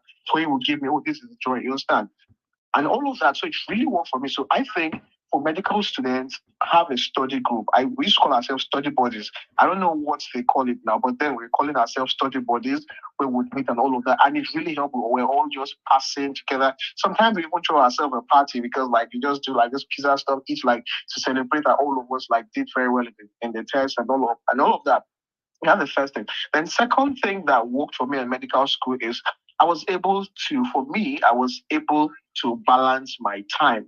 So I would say I was a bit geeky. Now, when I say geeky, does not mean I liked reading. No, there are some people that are geeky that they like to sit in front of the class. They're always carrying book on their head. They don't do any of them. They just do that. No, I was geeky in the fact that I would just go to class, but my social life was not very social. Now, what I mean by my social life was not very social was that I was not going to, we had medical students that apart from schools, they'll be in politics, they're going to clubs, they're going to outings, they're going to parties and all of that.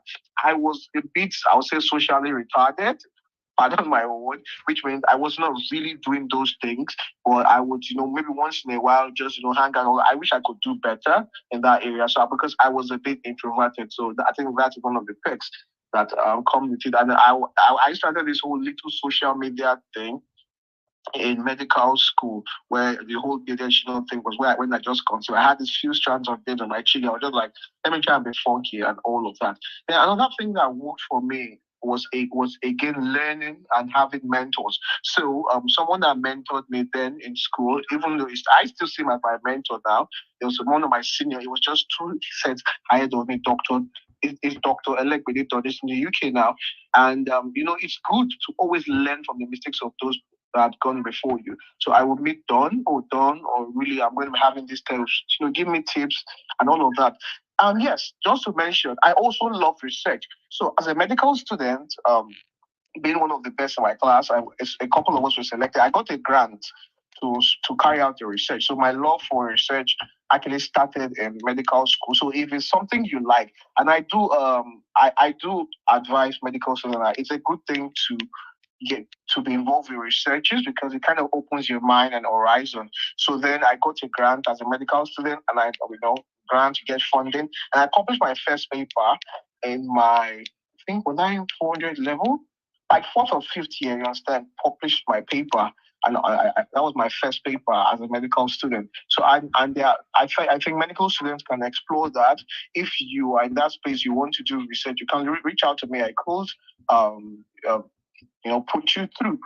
Then coming to final year, they all do some little things that also worked for me was when I felt down, I always sought for help. Yeah, medical school is draining you, and it can actually get you fatigued mentally. Don't bottle it all up. Now, for example, I have a couple of medical students I mentor. I mean, I check up on them. I make sure to, just to be part of their dreams. What do you want? What person are you? And also have a way I support them. I think some of might be on this space. And I think it's what a lot of medical students should do. Let me tell you something. There is always an advantage when you ride on the shoulders of those that have been before you. It's something that has been tested and proven. So if there's someone you admire, it might not even be in academia, or maybe something you like what they do, send them a DM, reach out to them, network.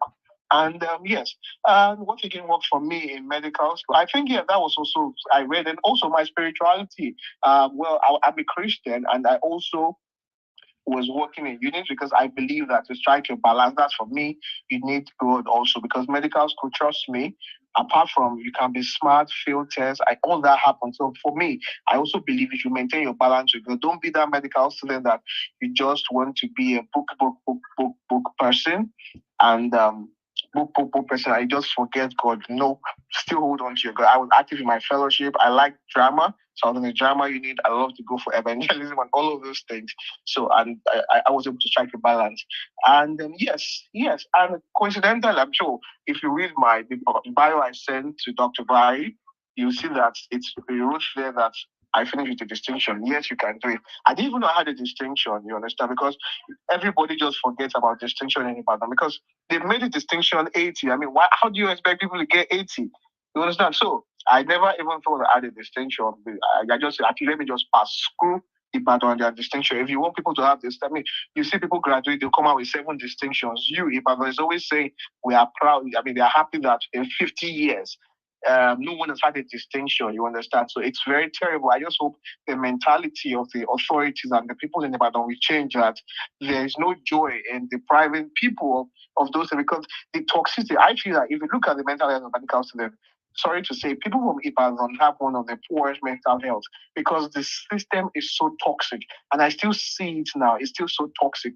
So I do hope one of these days the authorities in the University of Ibadan will do better. Yeah, so I just got my transcript on. I just saw my distinction, blah, blah, blah. No, all of that. So yes, you can do it, balance your life and talk to people. If you're sad, don't bottle it up in Ibadan. Then we had this mental health services you could reach out to and all of that. When I had mental issues, I also reached out to because I'm very, very fragile when it comes to the academia. I cannot take a lot, you understand? But I had friends who supported me, read with me, journeyed with me, passed with me, and up to today, we are the awesome age we call ourselves. We're still friends. So that would be for my end on how I passed through my medical school. Thank you very much.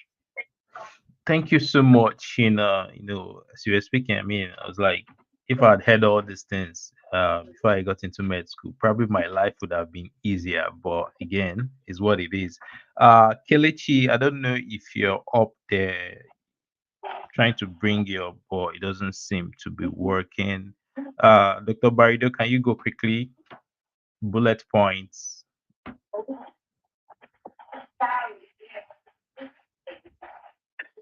Yeah. So thank you. Med school. What I would advise people?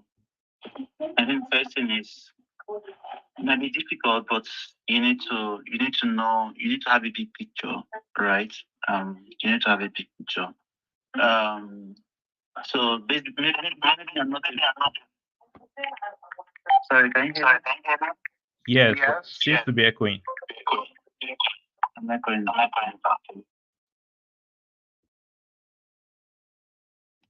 You can try again now. Probably it should be better. Is it better? Yes, please. Go ahead. Okay, thank you.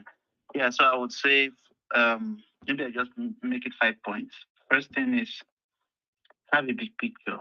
Have a big picture. Life doesn't end in med school. I think the rate limiting step of everyone on earth is success. Success here doesn't have to be money, but I mean, of course, money too is also an influencer, right, or a motivator or an engine. But have a broad picture and about life. Try to have that broad picture. The second thing I would say, don't be only book smart, but be street smart. In the end, I mean, yeah, it's not everyone that has a first class that is successful out there. I mean, it takes a different set of skills to survive outside academia. In fact, if you come to Europe or America, I mean, most people in academia, yeah, some of them are doing very, very well, but most of them will tell you, it's better to be in the corporate space because that's where things happen. So these people that are in the corporate space are not just book smart, but very street smart. I use that word street smart, which is typical phronesis, ingenuity, trying to create and solve trying to create problems and also solve problems. And creating problems is on the bad note, but trying to solve problems. That's two things I mentioned. The other thing I would want to mention is to know yourself. Know yourself and know yourself early. Know what you want to do early. You need to ask yourself, I mean, are you this person that is good with maybe surgery or you have social skills or blah, blah, blah? Understand yourself early. And when you understand yourself, there are some skill sets or there are some career paths that you can take that you succeed.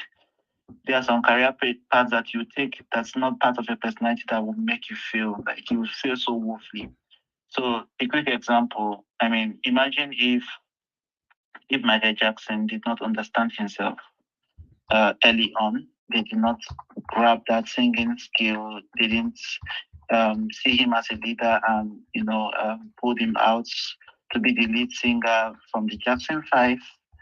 Imagine if he was a data analyst, or imagine if he ended up becoming a biochemist or something. Nobody would have known his name.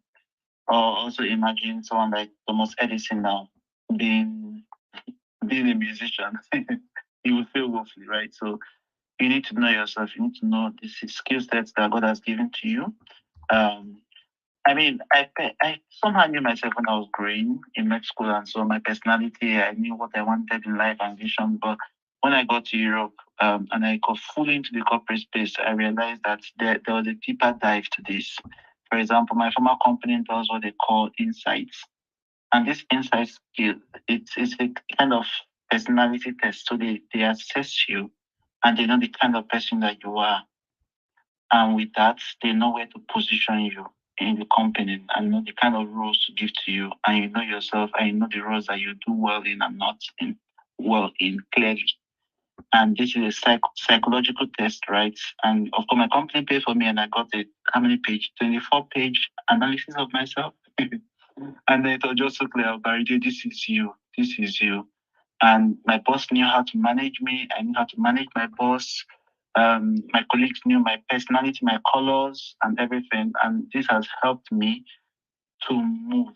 And if you want to understand what that is, in a nutshell, I'll just mention four colors. There are 4 color skills.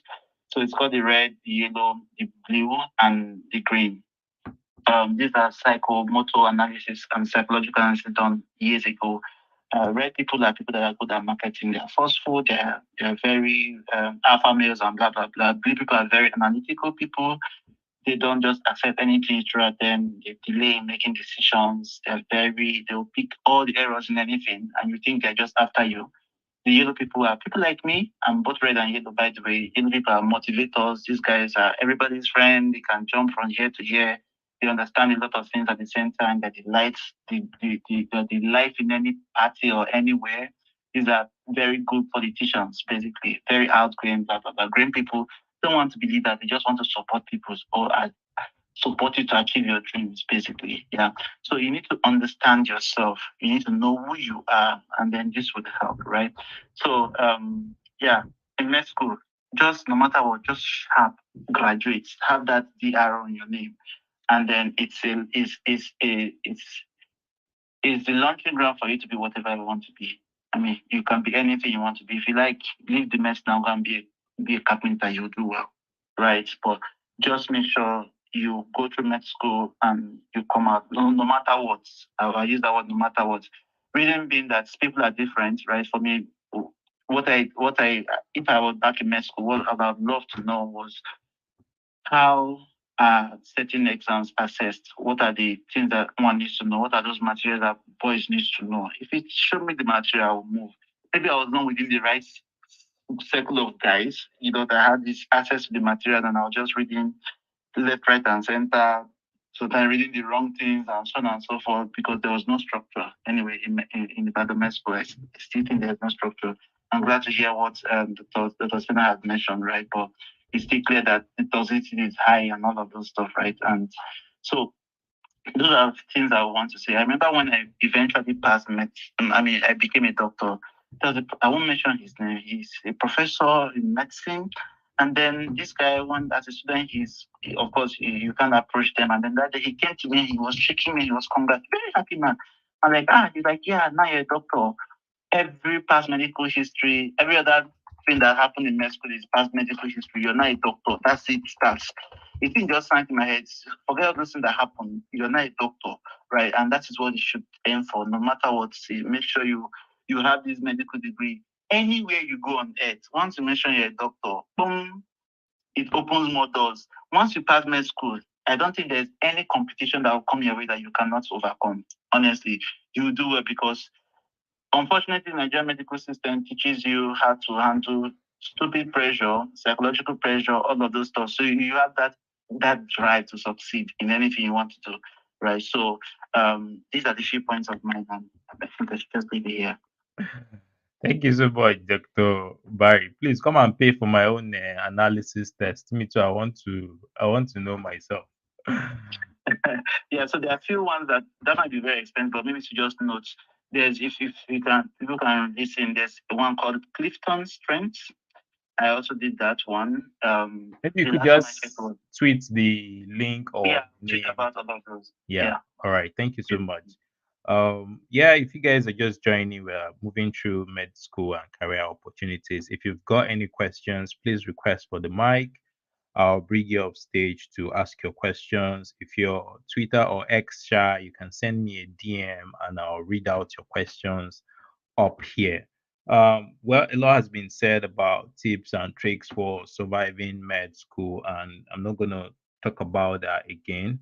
I think the only thing I just want to add is, I mean, some of us didn't get distinction where among the people, let my people go, just give us our 50, let us move from here, right? I also failed a couple of modules. I think I resat O&G, I resat internal medicine in final year. So I think I already tweeted this. I mean, just take your failures in good stride. It's not the end of the world, really. And own it to your full chest and then work towards your receipts. Then to the people who like hoarding question papers, I'll just say pulling others down or hiding all those things don't make you better or it wouldn't put you ahead.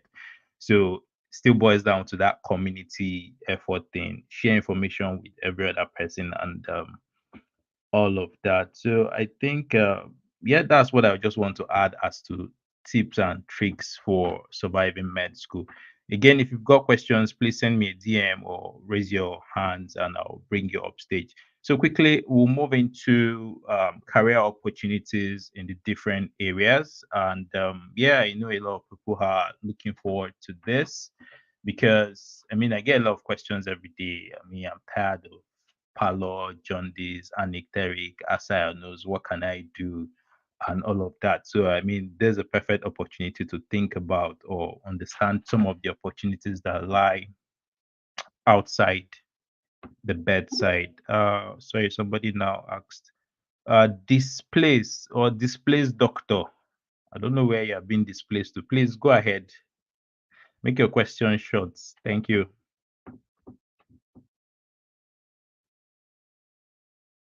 Hello, displaced doctor. Okay, go ahead. You have the mic. Okay, so wanted to be sure it was me.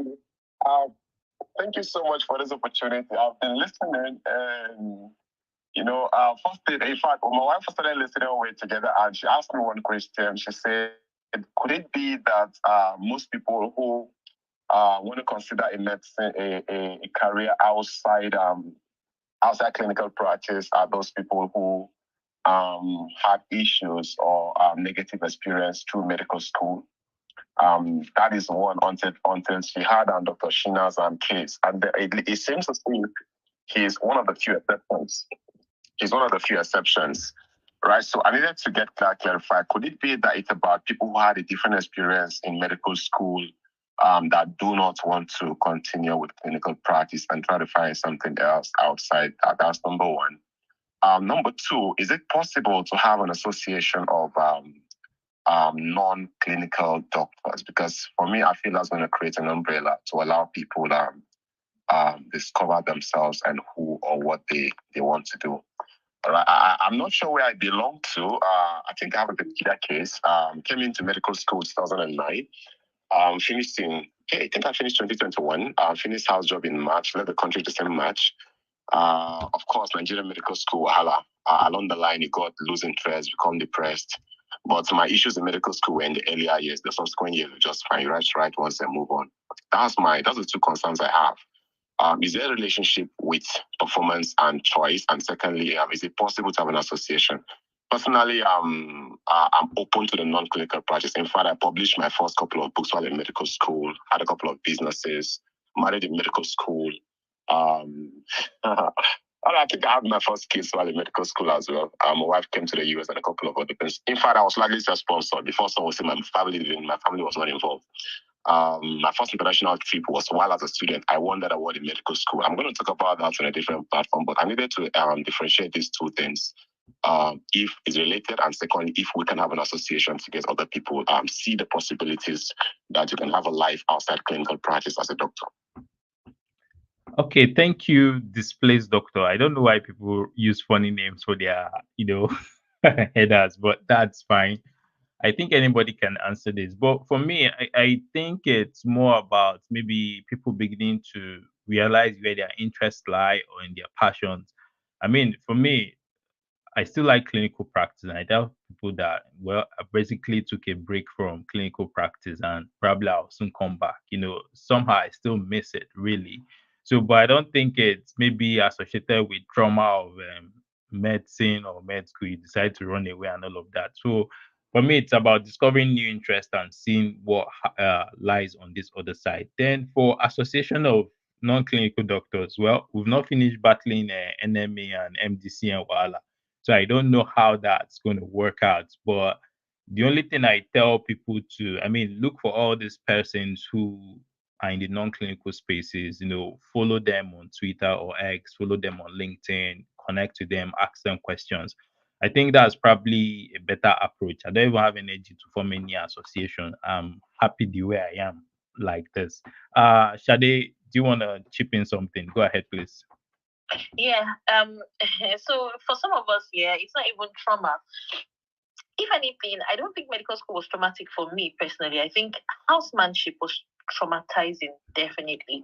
And watching other people maybe in medical school, watching your residents or your senior registrars and their interactions with their seniors, it wasn't something that I was there for me to look forward to basically. But medical school in and of itself was not really the most traumatizing for me, and that's not really why. It's a myth when they tell you as a woman, as a career woman especially. I don't know if it's the same for men, but when they tell you as a woman that you can have it all and you can do everything and kumbaya you, I don't think that. I think that you're going to have to make some sacrifices. I wanted to be a cardiothoracic surgeon, but what I came to realize is that medicine, finishing and graduating from medical school is really just like finishing from primary school. You don't even know yet whether you're going to science class or you're going to commercial class, or you don't know. You don't even have an idea that there's some. I mean, for example, it was when I got into the university that I first heard of cell biology and genetics as a course. So there's really some experiences that you will not have until later. So sometimes you don't even know that none of the traditional regular specialties fit you until you've had some experience, and then you start to realize, I think I'm a little bit different. And I think my desires are a little bit different. Sometimes you're like me, and you wanted to be a cardiothoracic surgeon, and you were lucky enough to get a spouse who even wants to support you and encourage you and push you to do it. And then you're realizing, I think I want to be at home with my children. I want to work from home. I prefer to work. So sometimes those realizations come the more exposure you gain. I think that's the first part. For the second part, as to if we can have an organization or a sort of body, I'm not sure how that would work, unfortunately, because again, we're still battling MDC, and as somebody said. But even more so, our interests outside of the hospital are just so various, just cuts across. I mean, social media doctors, for example, are different from clinical research doctors. It's not even sometimes as a clinical research physician, I don't even come online. I'm just on my computer in different applications doing the things that I'm supposed to do. And I might not get to Twitter for 3-4 days. Whereas the other people who are putting out information there, who are creating content, they are on social media all of the time. So our interests are not necessarily going to be looked after. It's going to end up like, for lack of a better way to put it, like Joesu, where everybody's going to be pulling their association in different directions. And sometimes what you want is going to be the direct opposite of what somebody else wants for the association. So I'm not really sure. But what I think might be better is to add some of these other non-traditional outpost career paths in clinical medicine to the curriculum, so that medical students have more awareness of them early on and can start to see if they want to develop interest there. I mean, they used to ostracize public health when I was in medical school, and I know very well that at least one senior colleague once said to me that, oh, those public health people, they just like money, don't really want to work. And so you don't want to be seen by your senior colleagues as just, there seems to be this whole thing where they don't want you to chase money, as if being a doctor has and chasing money has to be like different. So there was that whole thing. I don't know. So I'm not sure if all of those interests would align under one umbrella. But each microcosm, each individual specialty, or the ones who have things in common, maybe like project management and clinical research, might end up, I don't know. But I think a curriculum, at the very least, might be nice. That's what I want to say. Thank you, Shade. Pepper, quickly over to you. Yeah, this is quite an interesting question, to be honest. So the thing is, if you look at the culture of medical practice, especially clinical practice, it's a lot, judging from what happened during the pandemic. People are feeling very exhausted, very burnt out, stressed out. A lot of people have said transitioning out of medicine and into alternative careers. And you ask why. So personally, I get bored doing one thing over and over and over. The excitement when you start training or when you go to medical school, they kind of just teach you to be single-minded and just focus on the end result. So everything you're thinking, your final achievement is just go through training, become a consultant. All those years of blood, sweat, tears, and everything. At the end of the day, you just ask yourself, is it really worth it? Is this what you're going to? Is this going to give you the life of your dreams? And when you see your friends or your colleagues who have been so bold to move out and do something else, and you see how their life is going, then you have to sit down and question yourself again. What can I do? So I think it's just that quest, that desire to look for something a bit different, something that takes you off that relentless workload. Check, for instance, in the NHS, the staffing problem is puts a strain on people, both on your mental health. You feel so undervalued. You're in moral distress. You are basically just fighting a lost battle. You feel just so helpless. There are patients that you need to do some things for. You can't do it because you can't access care for them. And that's even you practicing in a developed country. Imagine, can you hear me? Yes, I can. Go ahead, please. Yes. Imagine people who are practicing in Nigeria and resource poor countries. So it's a lot, and that's what you're going to be battling with for the next 20, 30 years of your life. And you ask yourself, no, is there nothing else we can do? It's not just about money, although money is a big factor, but you look at it, work-life balance. How do I achieve this? How, on a long term, how do I create that social security? How do I get a good pension? How do I get a good life? How do I really enjoy the pleasure of my work and also offering help to people? And when you think of all these things, then there's no other way than to start thinking of alternative careers. I think with our generation and with what's happened, especially with the pandemic we've seen and how lives were just snuffed out like that and people don't really care so much about what happens to your family when you're gone, then you need to ask yourself, putting yourself in jeopardy, trying to look after other people at the expense of your own family, of your own health. What good is that? Then that's when you make that decision. It's important for us to think of, something else. If you don't want to completely leave clinical practice, something else you can do on the side. Like me, like I said, I'm very bored. I don't think I can live in a house for 10 years. I want to move somewhere else. I can't live in one city for 10 years. I would like to move. God help me to live with one woman for definitely. I will have to do that. But yeah. So, okay, I'm transitioning into finance. Yeah, I just want to be in a place where I could, obviously my work now as a GP gives me that. I work from home, I can go to, that's the beauty of family medicine in the UK. That's the beauty of general practice. You can do whatever you like. You can decide not to even see patients at all and you still be working as a clinician. You can have interest in other things you want to do. Let's say, for instance, you have interest in general surgery, pediatrics, trauma and orthopedics, mental health. You still be a family physician and do those things on the side, having a clinic to your practice and do all those things. So it gives you that opportunity to do so many other things. And you have days where you switch your brain to clinical work, days you switch your brain to something creative, something that also brings money, into the coffers and just gives you that balance. Like, and go on holidays, actually live your life and not just that traditional,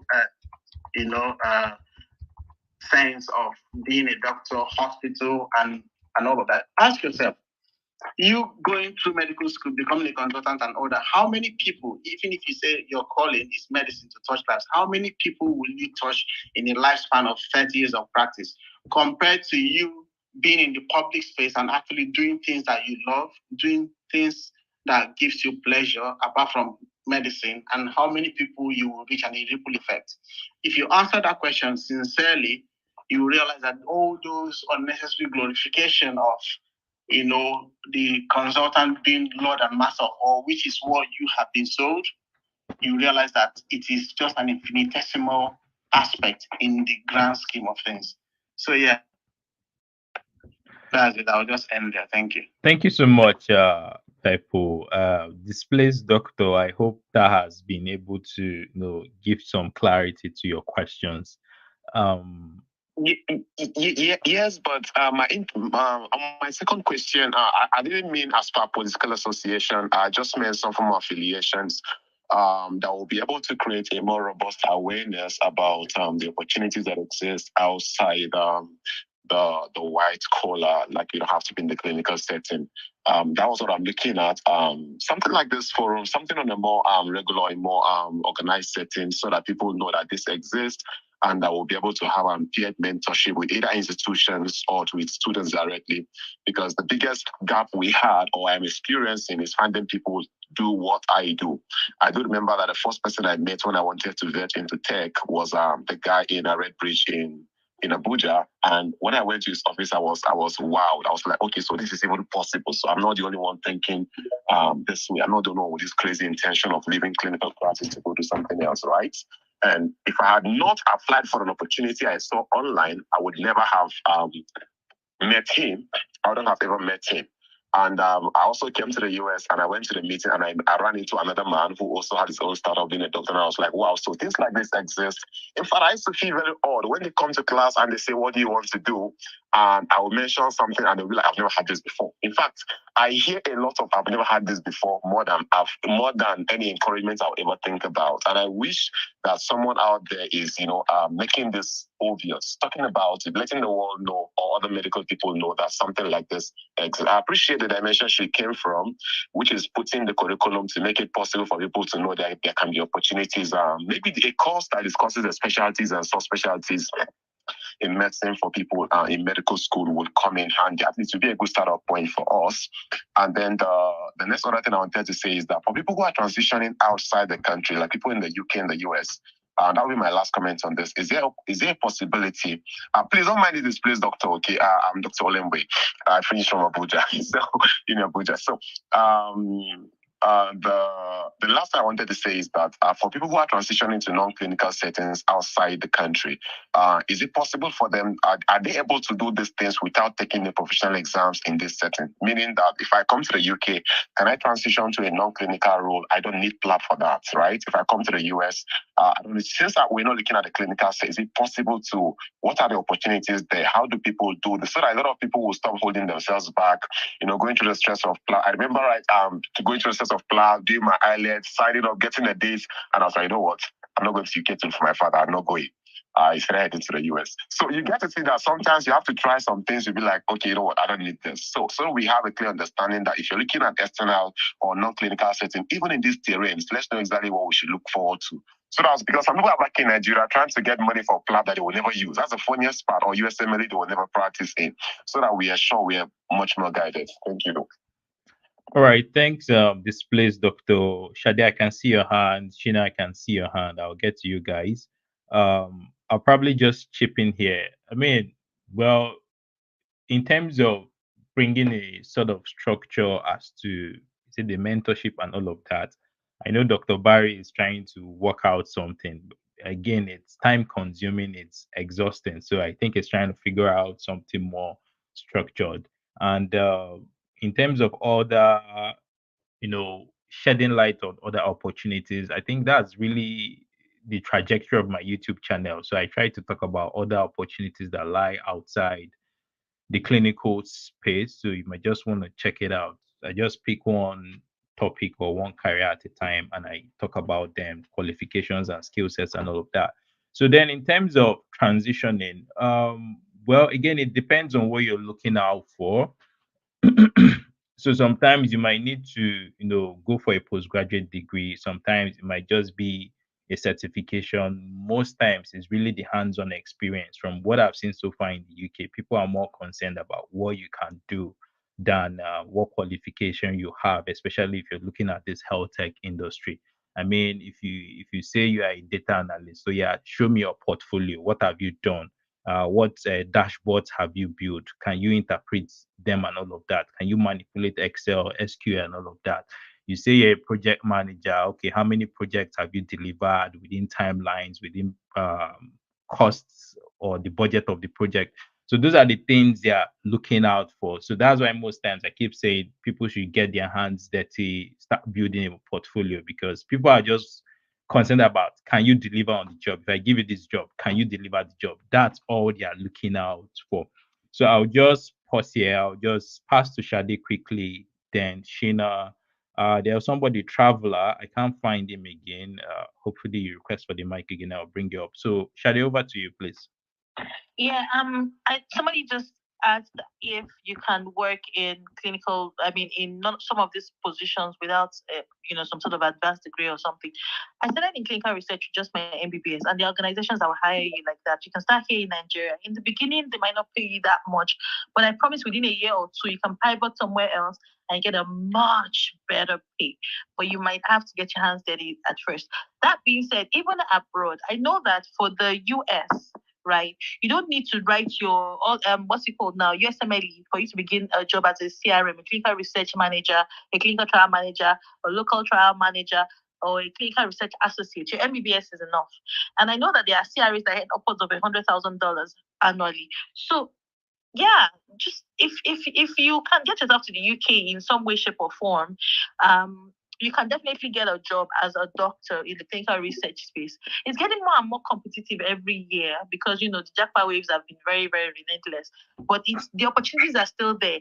I know that I still reviewed a couple of CVs for a couple of friends recently within the past week who are currently in the US and who are in fact clinical research in the US is set to be one of the specialties for unmatched doctors. So you can do your USMLE, you might not do it, you might be on some pathway doing it, and then you can be a clinical research physician because you're not actively treating patients, you're not touching any patients. So you have that opportunity to actually work and use your medical expertise to support project management. So if you have some operational excellence sort of thing in your CV, if you have done any projects, as somebody said, that's one of the best ways to to gain that proficiency. And even if you're entry level, you should be able to get a CRA spot or a clinical research coordinator spot or something using your MBBS if you tailor your CV well enough. Thanks, Shadi, for that. Sheena, over to you. All right, quick mic check. Am I very audible? Loud and clear. Okay, good. All right, so I'm going to do something quite unconventional. I think we're talking about career opportunities. So I'm going to be talking about, because this is one I feel like a lot of we've not really spoken on, and I'm going to be revealing. I'm using myself as an example of how much you can make from these things. one, and I don't think anyone has touched health influencing. Ron, has anyone really said something about health influencing? Because I'm going to make some shocking revelations of figures using myself as an example. Well, No one said anything about health you influencing. you can start that conversation. I was going to get to it, but you can move on. That's fine. Because a lot of it, one of the career opportunity. I don't want to say it's a career opportunity, but I think if you go into it big time, health influencing, it's a big deal. You understand? So forget all of these hates medics throughout. Oh, you are chasing clouds and all of that bullshit. You do whatever you want to do. Anyone that feels you're chasing cloud for giving health tips and all of that, it's on them. You do and put out medical content if you want to put out medical content. So to everyone, because I usually get a lot of DM from people that, oh, doctor, I don't want to really talk about medical stuff because anytime I talk about medical stuff, medical people will be dragging me, subbing me. See, go ahead and do what you want to do. Don't care about what people say. If doctors are saying, oh, you are doing this, you are giving medical tips, whatever you want to do, if you can't take them, block them. Simple. They are not adding values to you. They are always giving you negative comments. So block them, take them away. Now, let me get straight into it. Now, I follow a lot of, doctors here that have a lot of amazing content. And I feel if they've not thought about health influencing as a big deal and they just, just throw it out there. Like I said earlier, one of the things I'm doing, and some of the people here are on the space, they on a group where I give tips to people, upcoming influencers. Trying to help them build for portfolios, and a lot of them have actually been doing well and been gaining followers and all of that. Now, talking about health influencing, there's a lot of money you can make from it. I'll use myself as an example because, well, I also am. I'm into health influencing. Now, the way health influencing work is like, when you are given, health tips or anyhow you want to do, you have to define your own niche and do something you're comfortable with. For example, now, if you look at the way Apropos Doctor does his own tweet thing, he puts this comedic thing to it and all of that makes you laugh. Well, myself, I know I'm not a very funny person, but I'm still able to try and put something witty. If you look at Ron, there's a way Ron does his own, Dr. Afam does his own differently, Dr. Kell, everyone does. And it's a lot of money to make. For example, I won't lie to you, and Ron will tell you, for you to bring some of us on these spaces, you're going to pay close to 500K. Trust me. Some of these time you just see that people are. Why they open our leg like this now? I'm going to open a lot of that. I said I'm going to do something unconventional, so people will know that there's power in some of these things that are just slipping on. I want to open people's mind. Trust me, you will need to drop at least 500K to bring some of us on to talk on spaces like this. Some of you are just tweeting saying you are doing. Do you know some people? I don't think it was. You could make up to 400K per tweet. I'm telling you baseline fee that some of us collect. You understand? So I think and the good thing is that a lot of people have good content. I follow a lot of medics and I see the beautiful things they put out there.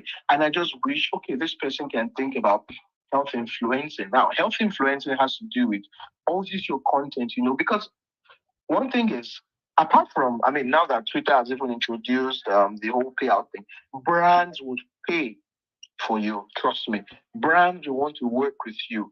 Brands are going to reach out because one thing is, it's a small space because a lot of doctors are not doing it because a lot of doctors are too busy, whether with clinical practice, whether with research, whether with USML or whatever. So it's a space that people are not exploring.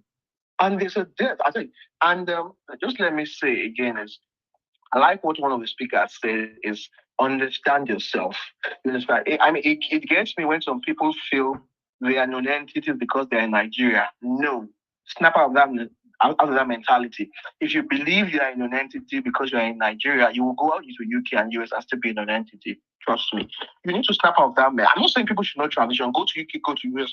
Obviously, better than that. But wherever you find yourself and as you're transitioning, put your skills to good use.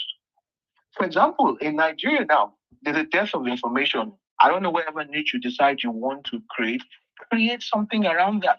You understand? And that is what I did. My own. So let me just give my own small thing. So when I started this, I obviously I drew inspiration from a lot of people.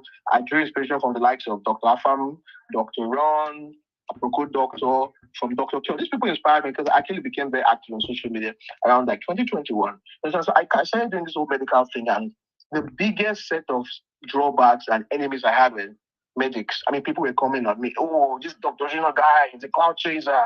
This guy likes to tweet for attention. Yeah, I mean, it will always happen to you. I mean, that's it. I'm sure a lot of people that are in this influencer health space will come on. But obviously, it's your opinion about me. I don't give a damn about what you think about me. What's come to us, if you get insulted, I block you. It's not like you are paying me my bills and all of that. And I kept on at it. The good thing about social media is that let people hate on you. Those that will appreciate and pay for what you're offering, you will find them. So forget people say you are this. I mean, you have to build that strongly. I am telling you, it is free, easy money. I'm in my house making the content and I'm making good money because a brand is paying for visibility. So it is something that I feel a lot of doctors, because I see a lot of people that have powerful content. I know your social media is, many of these contents are not probably getting traction because these guys don't have a lot of followers. But now work with someone closely that has built a platform and let the person carry you on how to do this. And let me tell you, see the way, I mean, there was someone working here, I won't give the person's name. Hope I'm not taking too much time, bro, but I just wanted to talk about this with the money because No, it's fine. I believe that people don't know that. Yeah. So he reached out to me last month. You understand, oh, Dr. Shino, I really want to do into this health influencing thing. I want to, my niche is about, oral health and all of that. But I'm always scared. I mean, this guy from Ibadan, you understand? Ibadan people are always toxic. I always say, if they like, they should block me on this bill. I don't give a damn. So the guy said, but people in Ibadan, I know the way this will attack you, they will attack me. I don't know if I'll be able to take it and all of that. I really want to put out this content, but I'm just scared. I told him, my guy, don't be scared. I mean, I've met you before. I know you have this powerful content. Just put it out there. This guy was like, no, that does not want to do it because they will say he's trying to. Okay, fine. So I said, don't worry, I'll push you someday. Now, so one day I saw there was this thread someone made about. I think a doctor that died from an infection or something someone died from a tooth infection or something. There was something like that went viral. And people did not really understand. I mean, I usually try not to talk about what I don't know. I'm not a dentist. So I messaged him and, hey, my guy, see this, jump on it. This is, whatever you see on this will go viral because, most of those that are quoting that tweet, none of them is actually giving one, and this guy jumped on it. This guy that has been scared, I think then he had like 1,000. I said, don't worry, I am going to quote, I'll retweet and push the tweet. This guy, he jumped on it, quoted that tweet, sent it to me. And that tweet had over like 2 million views. That was the beginning. From the guy that had 2,000 something, like 1,000 followers, right now is on like 6K followers. He's getting gigs. Those that want to hate are hating him for additional tips. That one thing, when he saw what one post can do, he said, no way, forget, let anybody insult me, I'll do it. So point is, you can also be a health influencer. Many of you have amazing content. Many of you write well. Many of you do what you do. But many of you don't want to put out your health content because you feel there's this niche of doctors or people that will come for you and say, hey, please do not care about what people think about you. You go out there, just do your thing. And like I said, health influencing is a niche. Brands will pay, trust me. I have worked with over 50 brands. I mean, I'm seeing some of the CEO of the brands I'm working with, and they will tell you how much I charge for even one tweet. Yeah, I said it. Ron can testify to this. Aftab can testify to this. Dr. Kel can testify to this. It's not capping. You understand? So even say, because I know after twin, you might have a space like that, you go and see some people sobbing you that, well, I said it before, I really don't care. I said it. And so you can do it also. You start little by little. You are building, you are getting your visibility. Before you know it, you are working with brands, you are working with, that's how it works. And I'm telling you, this is why I had to do this, because one thing I noticed in this whole health influencing thing too is that because people don't talk about the money they make and all of that. After you understand, I felt like if I should maybe say this, I hope it will gear up people, because I see people that have amazing content, but they are just scared to do what they do. And that's just money wasting. So it's another career opportunity, because some people are in it full time. For example, someone like me, apart from being a resident doctor, I still do health influences, and I'm also, when we come to the talk about health experts, I've also made a foray into the health tech because I'm a CEO of a company. I have shares in some health tech companies. Probably when we get to that, we'll talk about that. But talking about the health, this is one thing where we make millions from, and we make these millions from being on social media from our home. So forget all that hatred. If it's in you, and if you are, you also want to nurture this, please, you can send me a DM after this, and I'll be glad to put you through some. I'm sure some of the people that I've been working with are on this space, and they can tell you that they have had growth. Some of them are getting side gigs. Imagine you are getting side gig and you're cashing out millions every month, and some people are wasting their time saying you are giving this, you are giving out tips, you are always tweeting for clout. I mean, who cares? You understand? So do what you have to do. So I'm just encouraging people, because I get it a lot of time that I don't want to do this because medics will come from me. Screw what anyone thinks about you. Do what you want to do. Put out your lovely content, curate things, and it will shock you how brands will rush for you. So I don't know if you will call that a career or whatever you want to target, but trust me, you can do it. Thank you. Thank you so much, Shina. So me too, I'll come out and queue up in your DM so that you help me blow too. Anyway, so I mean, for persons who are looking for, side gig or even a full-time career, this is actually one. So I mean, on a more serious note, all he has said is actually legit. A lot of these health influencers, they're making so much money, doing the content quietly. And I usually say, I think the only big deal is just make sure that whatever content you're putting out there is accurate, medically accurate. And I think that's the only thing I just tell people to ensure, so that you're not putting out misleading information for people out there. And the rest is history. I mean, like he said, people are gonna come for you, people will come for your neck, but after a while they will do a U-turn and come and start asking you questions. How do we do this and all of that? So that's one career. So Traveler, I'm gonna come to you in a bit. Dr. Barry, so I know you talked about project management and how you supervise global rollout of products and all of that. So I'll just leave you to start organizing your thoughts around career opportunities around that area. And yeah, I'll come back to you. So, Traveler, up to you. You have the mic now. Go ahead and ask your question. All right, thank you for this opportunity. I hope I'm audible. Loud and clear, yes. All right. I'm a final year medical student at the northeastern part of Nigeria currently, about to finish. I have this issue that I would like to get an answer from people with experience in public health space, and even if not public health, but non-clinical practice. So there's this issue I get to that keeps on getting me confused.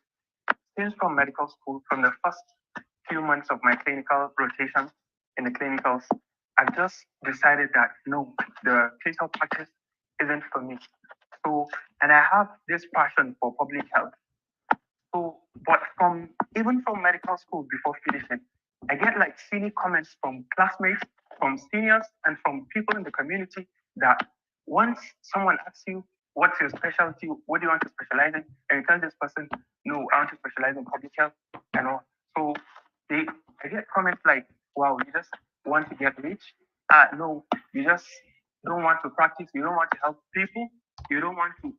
But it's not just that. Like, I cannot cope with the way things are currently in this country, because with the way I'm seeing, we get told during ward rounds by consultants and senior researchers that look, this anesthetic isn't going to put you through, because it will barely pay your bills with the way inflation is hitting this country right now. So I tend to get it difficult. Can people with experience tell us how to cope about it? Because even before finishing, getting to the other side, we get these negative comments. It's like sometimes I think maybe should I change or what? So please, I would like to get an insight on that. So regarding the health influencers, mostly what I see on the net is, before you see health information from a doctor, you see from several other people, like a nurse, a physiotherapist, and all. So how do you go about building the audience? Because it seems like you need to spend a lot of money getting information from the experienced persons and all. So please, I would like to get an info on that also. Thank you. That's my question. All right. Thank you, Traveler, for your question. Dr. Barry, I'll leave you to talk about that. Then Shino, you probably chip in about building an audience on social media. Thank you. Barry, over to you. Yeah, so thank you. So Traveler, this is what everybody faces, right? But I just want you to let's look at social science. If two good friends go to an exam, they write the exam and then they go check the results together. If both of them pass, both of them will be happy. If both of them fail, both of them too will be happy. Let's consult and say, we failed. If one person passes and another person fails, the person that failed will not be happy with the person that passed. It's just, the envy just comes, right? So this is what happens. So you're in a niche where people are suffering blindly. It's the same feeling that people have for those that dare to travel abroad. Like, hey, because you're abroad, that. I mean, they have two legs, they have two hands, they have two eyes, two hemispheres brain cells basically, right? And then they decide not to do it, and then you dare to do it, and they call you names. These people do not understand what life is all about. That life is all about giving value and having something in exchange for that value, which is a livelihood. So a quick one: whether you studied medicine, whether you studied business administration, whether you studied zoology, everybody in the end is looking for something to take home, to eat, to feed their families with. So that's what they will tell you, because if they had the opportunity, someone had called them to say, "Oh, come and take this NGO job. The job pays 800K per month, and then if you travel very often, you have per diem, which is also almost 400K." None of them will tell you they're not saving lives. No, they'll tell you they're saving lives, right? So that you're saving lives does not mean you will suffer. Doctors in Canada had to protest at the time that the salary they were paying them was too much. They had to take placards to the streets.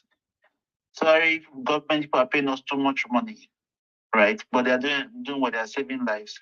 Doctors in Sri Lanka are also saving lives, but maybe also poor like Nigerians.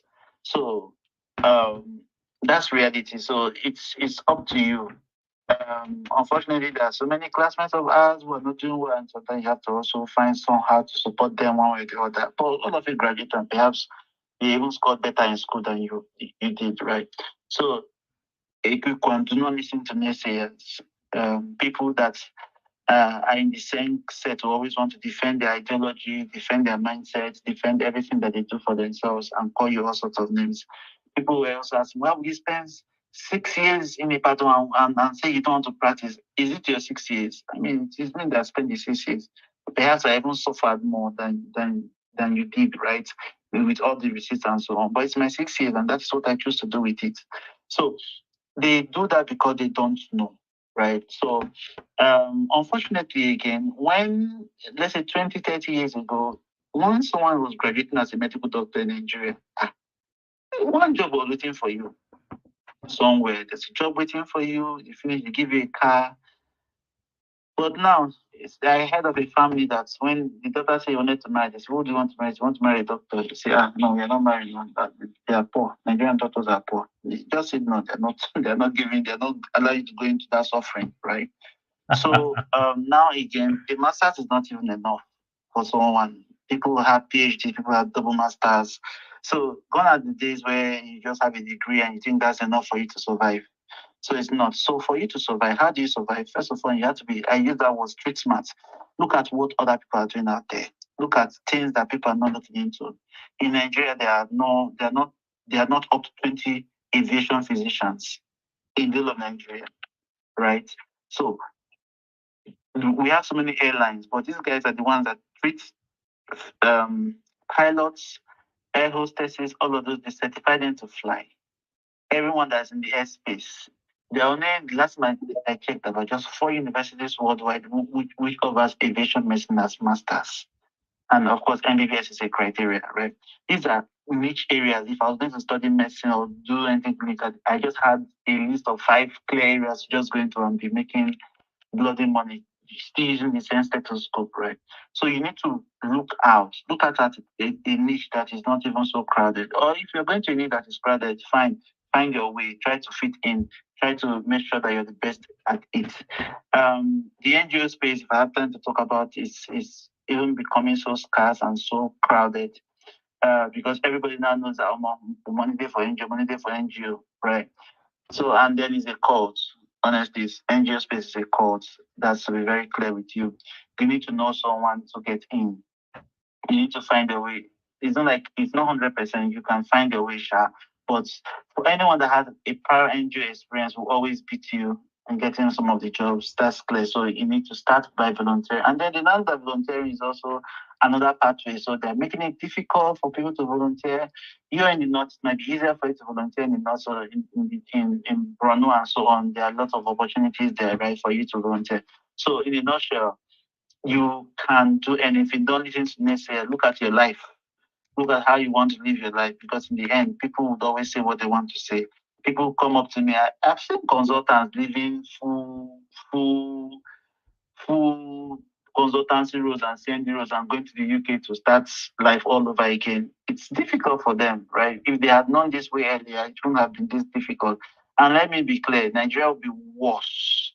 I'm not prophesying, it's just reality. You follow trends. It's a forecast. It will be worse. I knew in med school that consultants, people that were doing residence, were not going to have consultant roles, because you need to wait for the consultants that are in those roles. If they need 5 consultants in UCH or they need 10 consultants in a particular department, you need to wait for them to retire or die before you can get in. The government will not employ more for you to get in. Then if you don't have money to start a private practice, you'll be doing locum as consultant, between PP as consultant. And many people were doing that. So people just jump because they don't know what to do with their lives. They think I have to be a consultant to make it. It's a lie. So don't follow that bandwagon. Think differently. So I'm still my time is money, and I'm thinking of how to really come up with a holistic mentorship program that you benefit from. Sorry, I'm a structured person, and then I'm in a country that is also very structured. Germany is very structured, so I think very structured. So I'm taking my time to review it, looking at just 200 people to kind of have one meeting a week or 2 meetings in a month, 2 hours, and we dig deep on different stuff, right? You do some assessments yourself, you write your plan, your 5-year plan, a rich picture, all of those stuff. You take care of your finances because it's holistic. Your relationships too have to matter. How you see life, a lot has to be in play, right? Because this is what makes a total man. Well, I'll stop there. I don't know, Dr. Ron, you want me to talk about project management or Yeah, something? just hold on. I'll bring you up for that. So Okay. Shina, he also talked about how do you get to build your audience on social media. So I just thought you might just want to chip in 1 or 2 things about building an audience on social media. Okay, all right. Good evening. Mic check once again. Am I audible? So La- I have to do that Loud and clear. every time. Okay. Am I clear? Yes, you are. Hello, Ron. Can you Yes, hear yes, me? I can hear you. Yes, go ahead, Okay, please. okay. I can hear you all right. just fine. Yeah. Okay, all right. So thank you for that question. So building an audience, I think firstly, let's start with do you have the flair for content creation?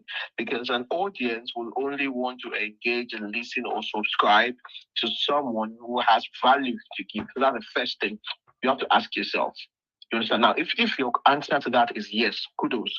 Now, the next phase is what exactly do you want to be known for? Like, you understand? That's the first thing, because you have to carve out a niche.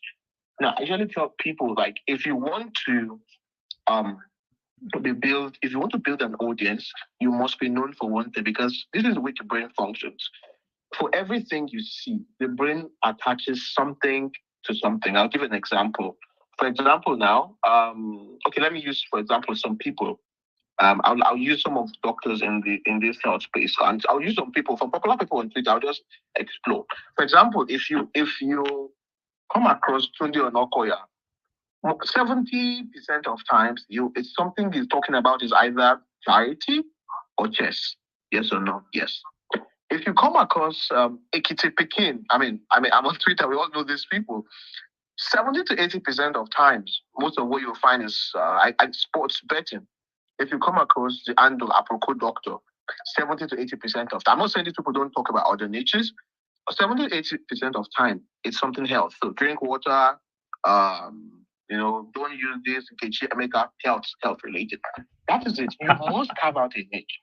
If your niche is sports, or whether your niche is you want to be a doctor but you want to explore sports, you must be consistent in that niche, because the way the algorithm works is that it is going to be Twitter algorithm is like a robot. It's learning what you are putting out, and it's going to push that to people that want to see, people that are interested in what you are selling.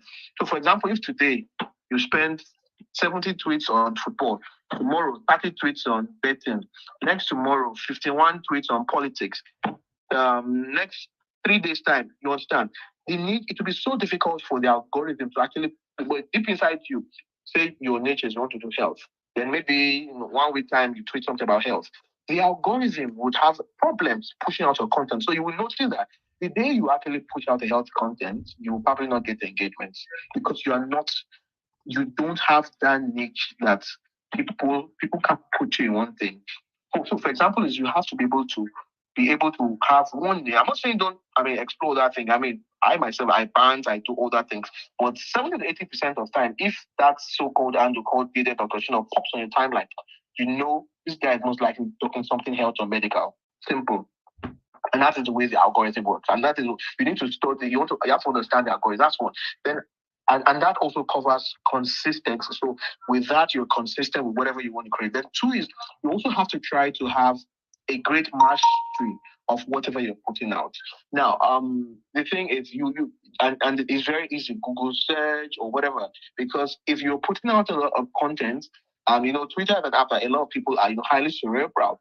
They would try to, apart from digest, so try to fact check what you're putting out. And if you're that account that most of what you're putting out is always wrong, obviously people will not take you serious. So you must also be sure that what you put out is very good.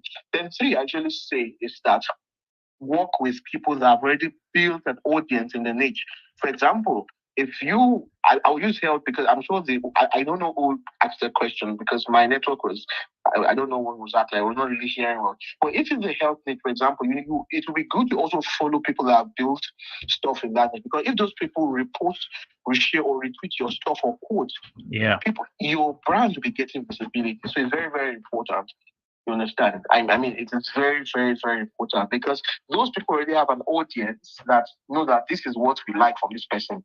You understand? We want to see this person sell stuff. You understand? They are the algorithm has mastered their own audience. But you are coming in that space. If that person retweets your tweet, it is going to go to that audience and you get the engagement. It's not rocket science. Then you keep up at that. Then the next thing I need to say is you need to develop thick skin. Thick skin. For example, if you're going to go into health influencing, and I usually say with people for health influencing, the number one obstacle of people you are going to face is doctors. Yeah.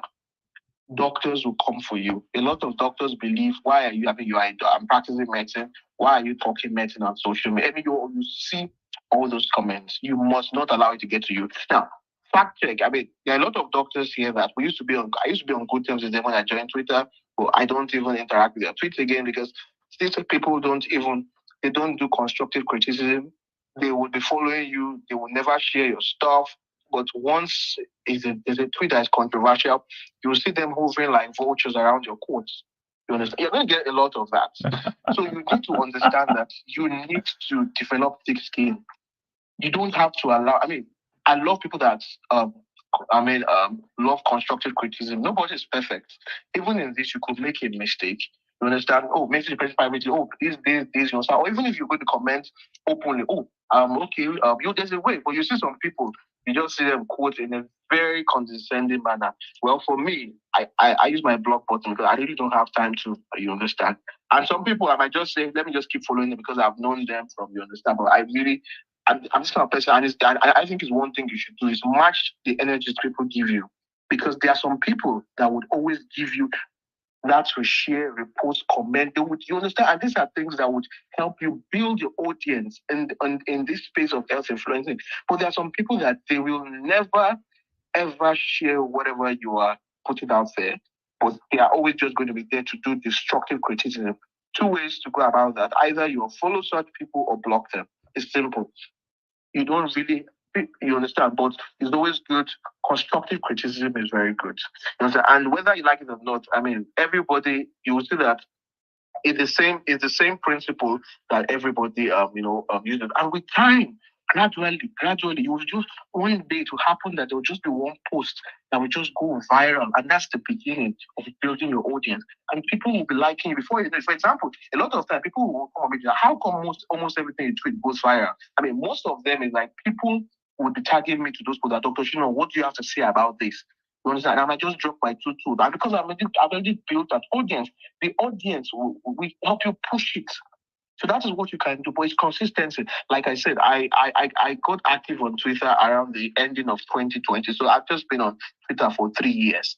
You understand? And I think I've had immense growth. And follow people that will don't follow people that all they do is just put toxicity and nasty stuff to your post. You understand? For example, the medics here. I mean, I follow a lot of medics, but I follow medics that I know that are very supportive. I mean, there are a lot of people. I see some of them on this page that anytime they even react to your stuff, it's just always condescending or we just a lot of times I probably would just maybe unfollow such people or just block or some of things. I mean, you don't need me, I don't need you. It's you understand. But follow some people that they would dedicate their time. I mean, I could give a lot of names of the people that will support you here, Yeah. but I don't want to because there are over 200 and something people on this page. I don't want some people to feel left out. But there are a whole lot of people here that will give you shares.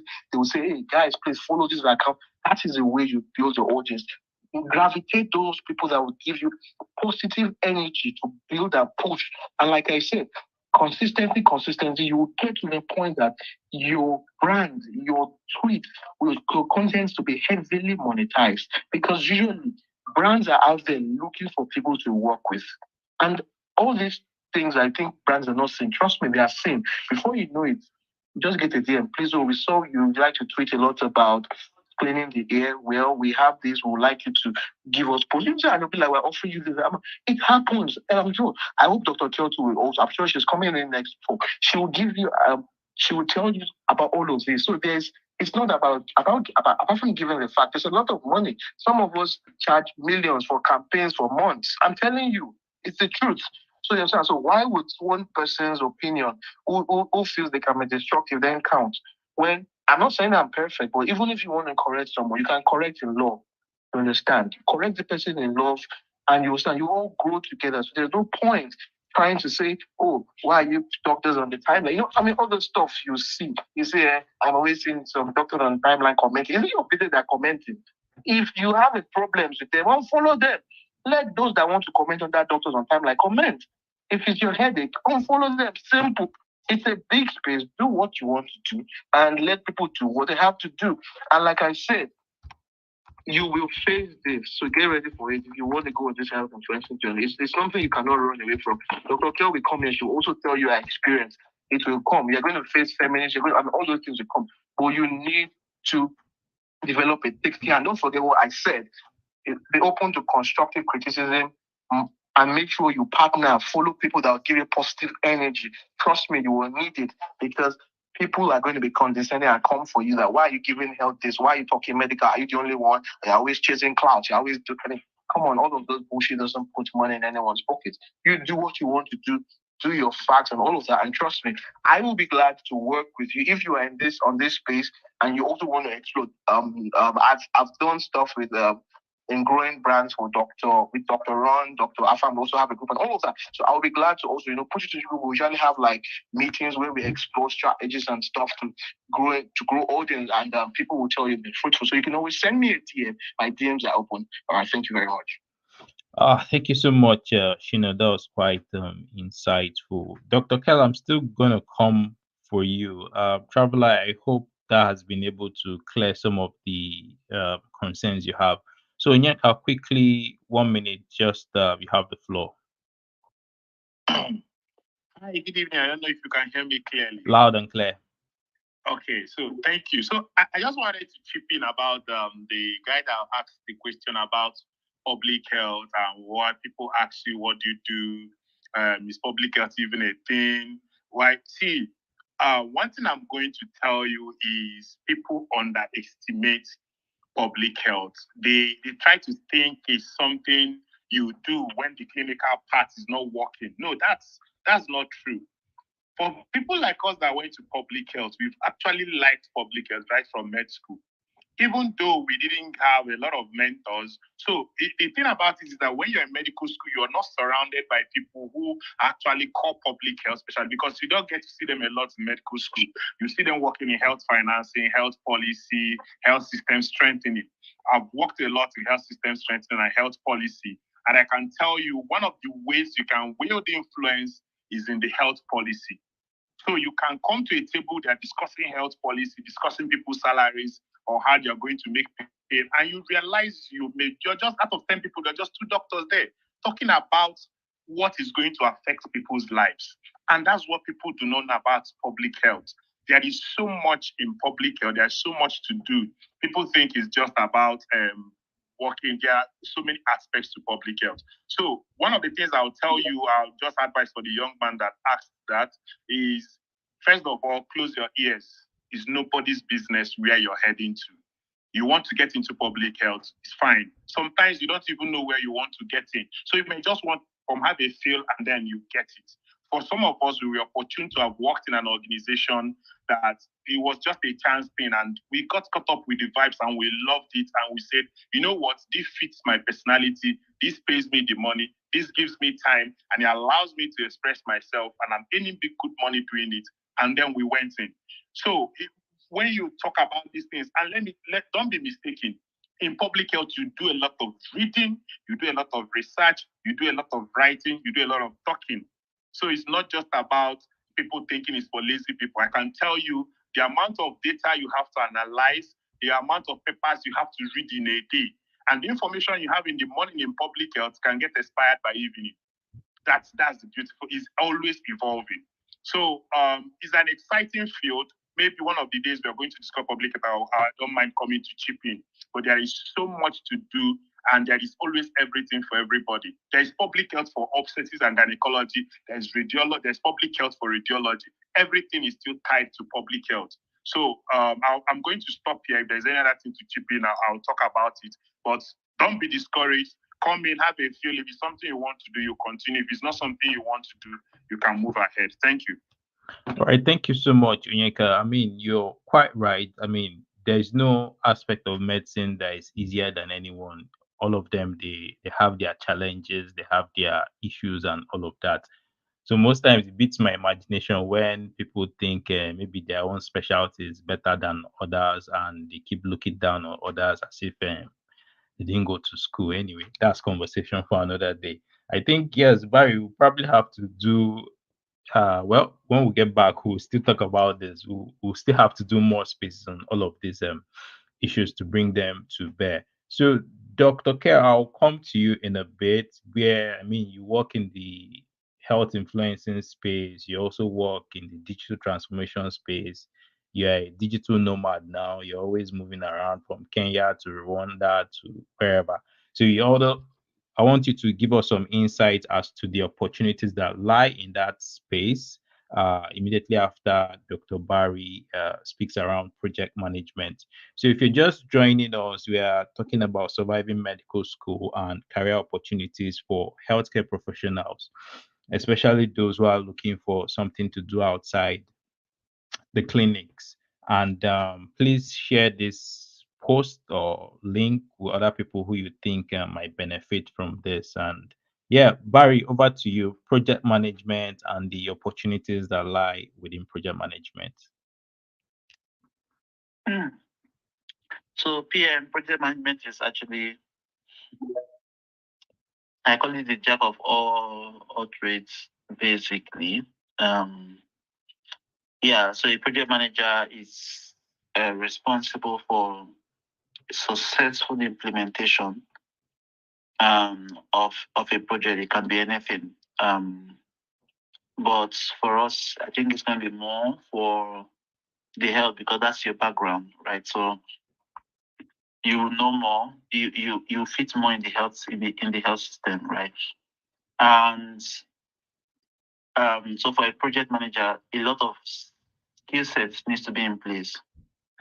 One, and I call it the most important one, is people skills, because you're trying to tell people what to do, and you're also trying to support people to get to do what they need to do. And you might find yourself being surrounded by people that are older than you or your superiors, basically, in that role. And you need to let them, or you need to influence them to do what you want or what they need to do, right? So a lot of people's skills are involved. You also need a lot of um, strategy skills, and then soft skills, soft tool skills, right? All the necessary tools, project management tools and skills, Excel skills, which data analytics, very, very important. If you have business skills, fine too, right? But it depends on the projects that you're trying to manage. So for me, I started clinical medicine and then I got into the NGO space. That's public health in Nigeria. And then from Nigeria, um, I moved to pure business strategy and business operations. And they had to learn a lot about operations in that scope. Of course, I had an MBA, so it was easier for me to understand major structures and systems. And then I moved back to global health, but in the pharma role, like a funder, and then had to get extra funding and so on. And then after that, I moved again out of global health. So why am I mentioning all of this? Your knowledge about the industry or your knowledge about that niche is very, very important. So when I moved to the medical device regulatory space, it was tough for me initially because I'm like, this is it's both law, both business, both a whole lot happening, structures in the EU and so on. It was a bit tough, but I didn't have the knowledge there, like the core technical knowledge to survive in that role at first. But my project management skills were just so top notch that within 2 months, I was just doing things that everybody in the team was like, this guy, in 2 months, you're able to do this. I was already surviving, but I felt I was not strong enough. My boss was like, you're okay, you're very okay. In this role, you need 2 years to fully understand the whole business, right? So just to go back, it must not be what you need to do, but it might be a survival skill in the end. You can go for PMI, Project Management Institute. So they have this PMP certificates, project management professional that will give that you can do. It teaches you budgeting, project planning, execution. You have to know a whole lot. So it's a mix of both business, both technical skills, both social skills. So, I don't have a particular textbook or particular definition to give you, but I don't know if what I've tried to describe would be okay. So, for example, let's say you go, let's say, now, if they tell me now to install or to establish a chain of hospitals like banks in Nigeria, I will be able to do it clearly. Why am I saying I'll be able to do it? I know it can be done, but for my project to be very successful, I have to look at the risk. So I'm going to look at more for my German training, what is not going to work. So my interest will be more in what is not going to work. And if I can tackle through my risk management what is not going to work, then I must have solved half of the problem because many other things will go smoothly. So you have to understand the environment, you need to put engineers on the table, you need to be involved in the design of the hospitals. That's the infrastructure. Who are we going to, what machines are we going to buy? What's our business model? A whole lot is involved in project management.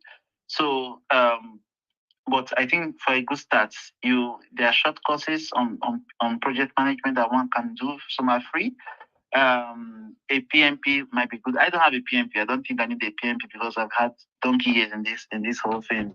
I'm even more interested in change management, which is more soft skills and so on. So, but for one to understand better and to want to consider that role, try glossing through a PMP material to understand better and see whether it fits your person. But you have to be this person that's flows with everyone. You have to know how to resolve conflict.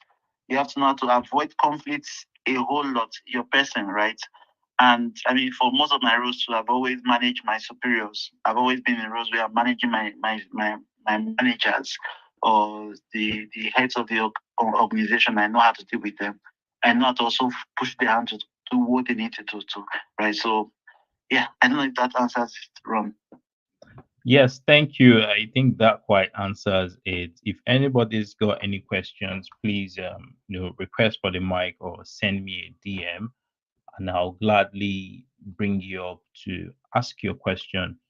Just to add a little flesh on what Dr. Barry has said. I mean, as a project manager in the healthcare space, I mean, you can still manage projects outside the healthcare space anyway, but as a PM in the project healthcare space, you could be a hospital project manager. Like he said, you're looking over projects related to hospital infrastructure, expansion, and facility upgrades.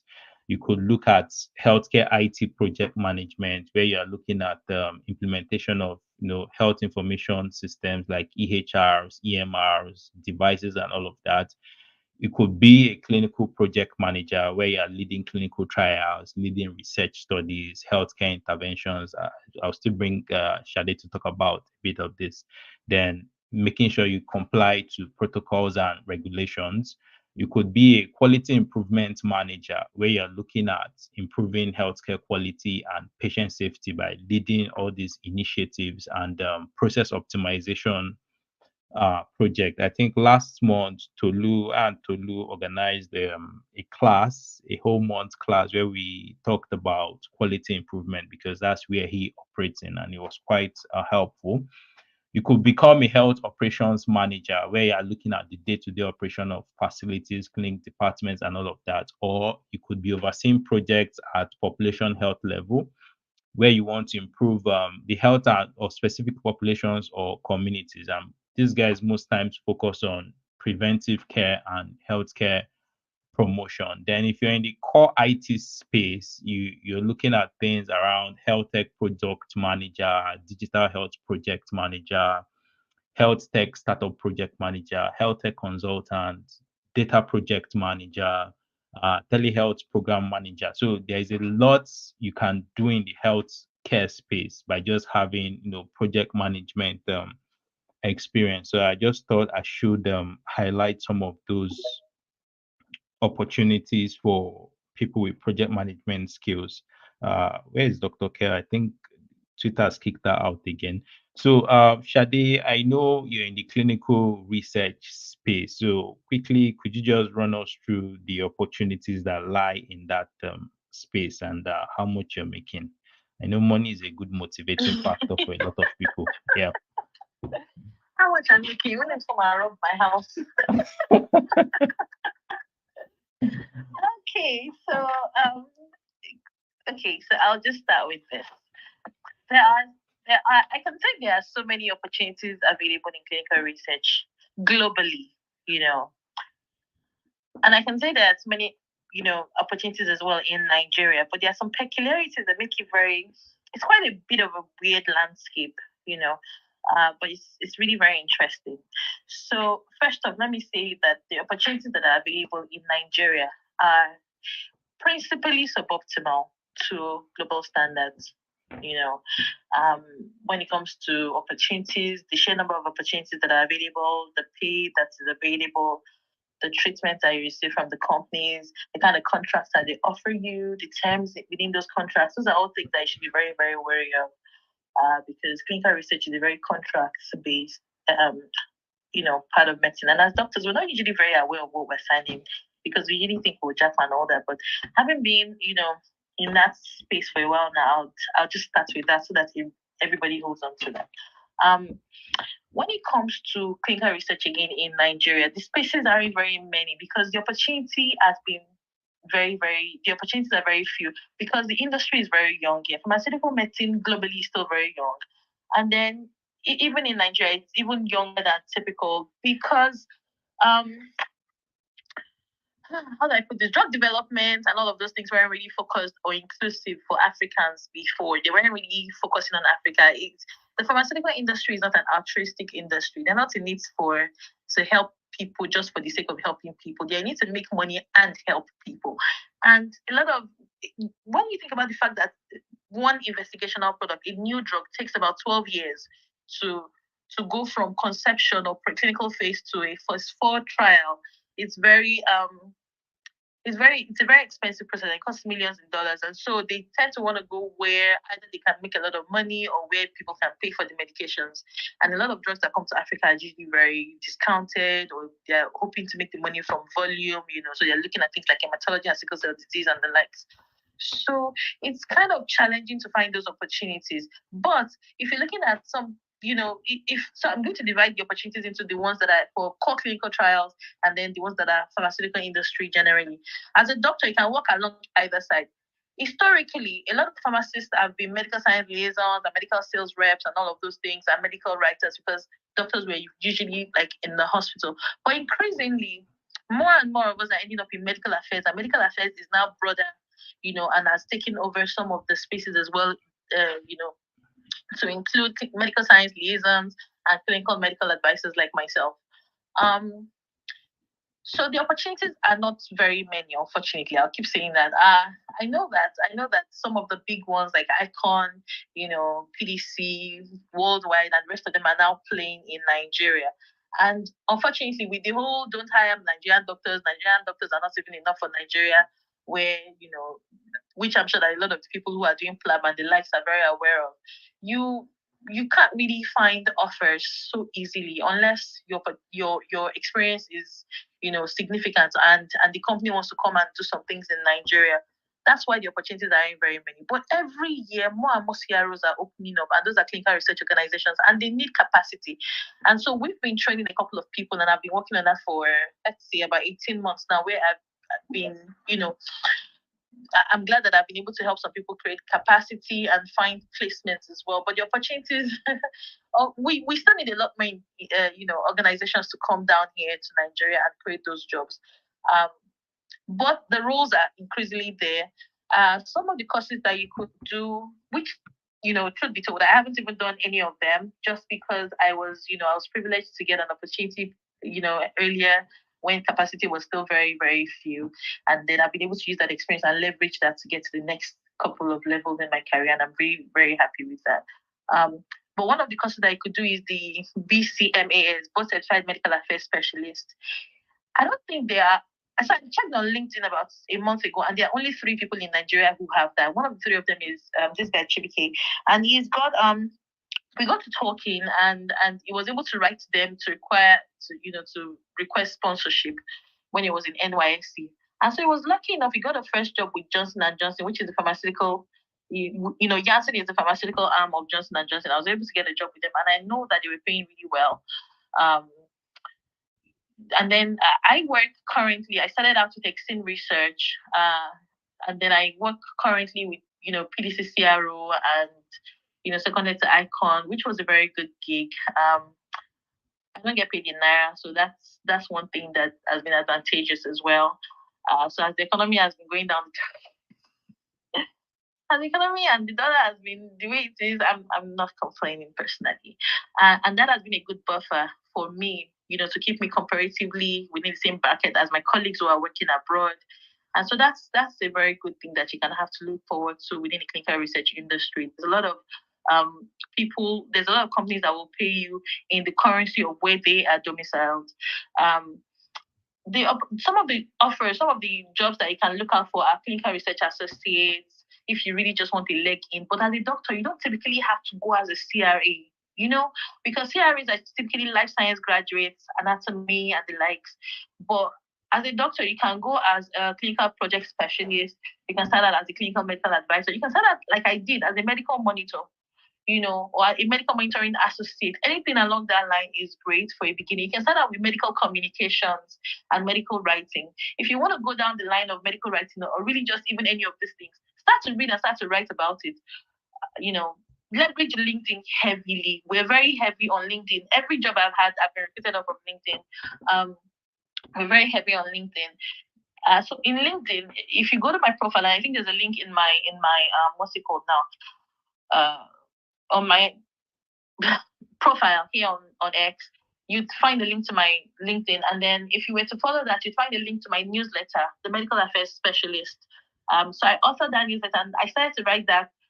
Even while I was working with Nexin, I started this whole an intra-office newsletter. And so I started to see the advantage of disseminating information, and I was using that to, learn how to improve my writing, medical writing. And I think that medical writing is also a very, very good opportunity, especially within the clinical research space, because when you have to read this very sometimes heavy, plenty information in the protocol that guides the clinical trial. It's like the Bible of the study, and then you have to condense that information for different kinds of audiences. So you have to use it to train your colleagues internally, external stakeholders as well, patients even. Sometimes you have to translate an informed consent form, or just review translated informed consent forms to make sure that they are up to standard for GCP, which leads me to GCP. That's another course that you might try to do.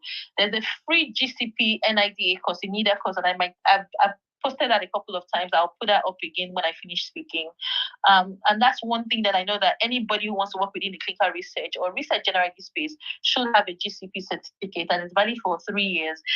If you're actively practicing, your company would typically ask you to do it every year. And so that's one thing that I know that is advantageous. There's also CIT and a couple of other places. There's ACRP, Association of Clinical Research Practitioners. You can search them on Google. You can find their page on LinkedIn as well. There is CCPRS. There is, there are masters in clinical research as well that you can do. There's masters in clinical research, MBAs as well in pharmaceutics. There are, just so many opportunities like that. So you could become a clinical project specialist, a clinical trial manager, a local trial manager, a clinical services director, a safety specialist, a pharmacovigilance specialist. There's a lot of opportunities within the drug development and drug discovery pipelines. There are master's programs, there are graduate programs. But at the end of the day, all you really need, right, is your MBBS. So I would suggest that if you really are interested, you start to practice along that line, start to learn, start to read, start to write. Once you've read a few things, start to write. Even if all you're writing are questions that are occurring to you and the wishes that you had, that you wish that you had an answer to. Earlier about 2 months ago, I started to write a book just to, serve as a guide, because to push out the information that I wish that I had starting out into this pipeline. So those are all things that you could start to do. To get your opportunity, because truth be told, the opportunities aren't that many in Nigeria. There are more in South Africa, in Kenya even, as well as in Ghana. I mean, yesterday I looked on LinkedIn just, for shits and giggles to see what is available out there. And I noticed that there are no medical advisor roles currently open. But there are a couple there's so many in South Africa, and a few as well in Ghana and in Kenya, but there is none in Nigeria. So those are the things that we've been trying to work on, that I've been trying to talk about, that I've been trying to, see if we could improve the inclusivity of Nigerians and Africans generally in clinical research. And that's why I started a little bit of a company. I'm not ready to talk about that yet in the open market, but yes, I'm working on a couple of things. And so hopefully maybe in the nearest future, within the next year or so, I might be able to personally hire some of the people that I've been able to help develop capacity for managing clinical trials. For those who want to go to the UK, there are so many opportunities available, honestly, especially if maybe you're a doctor, married to a doctor, your boyfriend, your girlfriend is a doctor, and you guys are going together, somebody's on plan, and you're going as a dependent. Because sometimes they don't want to give you sponsorship. But if you don't require sponsorship, then you can go and get a job in clinical trial management, or in a pharmaceutical company, or in a clinical research company as well. They always have so many opportunities open. Another funny thing about the UK is that you can go into pharmaceutical medicine specialty training, and it is only available in the UK, which is something that I personally want to, I'm hoping to begin very soon. Written a couple of exams, and I'm waiting to hear back. So if you do manage to become one of the pharmaceutical, so you become a fellow of pharmaceutical training, FPM, just like MRCOG and the rest of them. So there's actually a clear career path for those doctors who still want to have some sort of residency and they want to be consultants in that sense. You can also become a consultant in the other sense, like, just like IT consulting, as they say, just a consultant like that. because that's principally what I do. So if you are a clinical research company trying to come down into sub-Saharan Africa or the African space, then I can give you tips, pointers, competitor analysis, stuff along that line to ensure proper setup and, start off for such an organization. So those are opportunities that are available for you, even if you have not really worked in that sense. If you put out enough content, just like it's on Twitter, if you put out enough content along that line, you become a key opinion leader. And you really want to be a key opinion leader in any aspect of medicine that you get into, because that's really how you start to matter. And the more you start to matter, the more people will pay to have you speak at their programs or have you teach their teams. I think the very first time that I was asked to speak or teach a team in Abuja about something like that, it was 500,000 naira for a day. And that was when I was earning 250,000 naira back then for a month. So with all expenses paid and the trip, and it was very, very special to me back then, because that was the highest I had been paid for my medicine, for my technical know-how. And I would have done it for free, truth be told, because I really I'm very passionate about the industry. So it's there's project managers as well. I know a couple of my friends and colleagues have PMI. I am planning to take that within the next few months as well to write that, because my husband is doing it and I've been listening to it, the videos, while he's listening to them, and it's been beneficial for me, and so I'm going to take the exam as well. But then there are courses for, maybe CCPRM as well that you can take if you want to be a clinical research project manager. That's a job, that's an opportunity, and they're paid very high. In the US, they're paid much better in the US, because really the FDA, the US is really where most of the clinical research things happen, and in Canada as well. Less so in the UK, but the opportunities are there, obviously. But so in the US, you could get upwards of $250,000, $300,000 per annum to do what we do. In Nigeria, I'm not paid that high, but I'm paid well enough to be at par with my colleagues in the UK. So you could, in the UK, I think you could get anywhere from 50 to 100, depending on how good you are, what your experience is. If you have ABPI final signatory, which is another certification that I don't have, that I will only be able to have when I finally relocate. So there are so many opportunities that are open within the clinical research landscape. Some of them are also teaching. So I know a couple of organizations that want to have some sort of academy here, preempting the eventual boom in clinical research that is coming up. So let me just share this. Pre-COVID, about 2 years pre-COVID, I remember I was speaking with a couple of friends, and I think even also then I said, I want to do a master's in, that can help me with like a pandemic preparedness, that the world looks like it is due for a pandemic. And then when COVID hit, I was like, but then I couldn't afford it because it was 10 million naira back then. And, for tuition, and it was in Italy. So I would have had to learn another language and all of that. I didn't have that kind of financial support, so I couldn't do that. But the point is, try to forecast where you think medicine is going. If you're going to choose any one of these career paths, try to forecast where you think, what you think would be the biggest needs, the biggest gaps in the industry that you're passionate about, in medicine, in healthcare generally, and try to bridge that gap. We've seen the boom that artificial intelligence has brought in. So those of us who have been interested in digital health from the beginning, we had a bit of an edge. And so, when I was going to get my first job within clinical research, I was coming off being an operations manager in a digital health company. I was coming off the back of being a telemedicine lead. I was coming off the back of, just doing some weird things like that are not typically what you find a lot of doctors doing. And so that computer friendliness in my job, in my experience was a benefit for me. Just like, volunteering in an NGO would be a benefit for you if you're seeking a job in those environments. So there are so many opportunities out there. And it's only going to get bigger, and it's only going to get better, because those companies increase. I know of a fact that within this past year alone, I've been doing some tracking, and there have been 10 new clinical research organizations here alone, like that I know of, that me alone in my little world, and I don't work in NAFDAC, so I don't have complete figures. But there have been 10 new strong ones that I personally know the CEOs of. And I would say that that's a very good sign. Most of them are also registered in the US. And so that's a very good sign that they would pay you well as well. You can leverage LinkedIn to find a job. You can use Upwork to find a job. You can go on Indeed to find a job. Those are all places where you can get a job. And what some of the benefits of this job is, I've been working from home all year long. I've been in my house. So I'm not feeling this whole transportation, logistics problem, fuel, all those issues. But you have to be connected to the internet all the time, and you have to have light all the time. So all the money you're not going to spend on fuel, you save it to get a bad inverter, funny little things like that. But you have time. You start to realize that beyond money and beyond running the rat race in and out of your 9 to 5, you have a lot of flexibility. It was when I started to work in clinical research that I was able to finally attend a PTA meeting for my son. My son is 9 now. And that was the first time I was able to attend a PTA meeting. When I got into clinical research about 3 years ago, that I was able to attend a PTA meeting for the very first time. And that for me was a turning point, where if my kid is ill, I could just call and say, first of all, I wasn't even going into the office physically every day. I was going in 2, maybe 3 times a week sometimes, but 2, maybe once a week.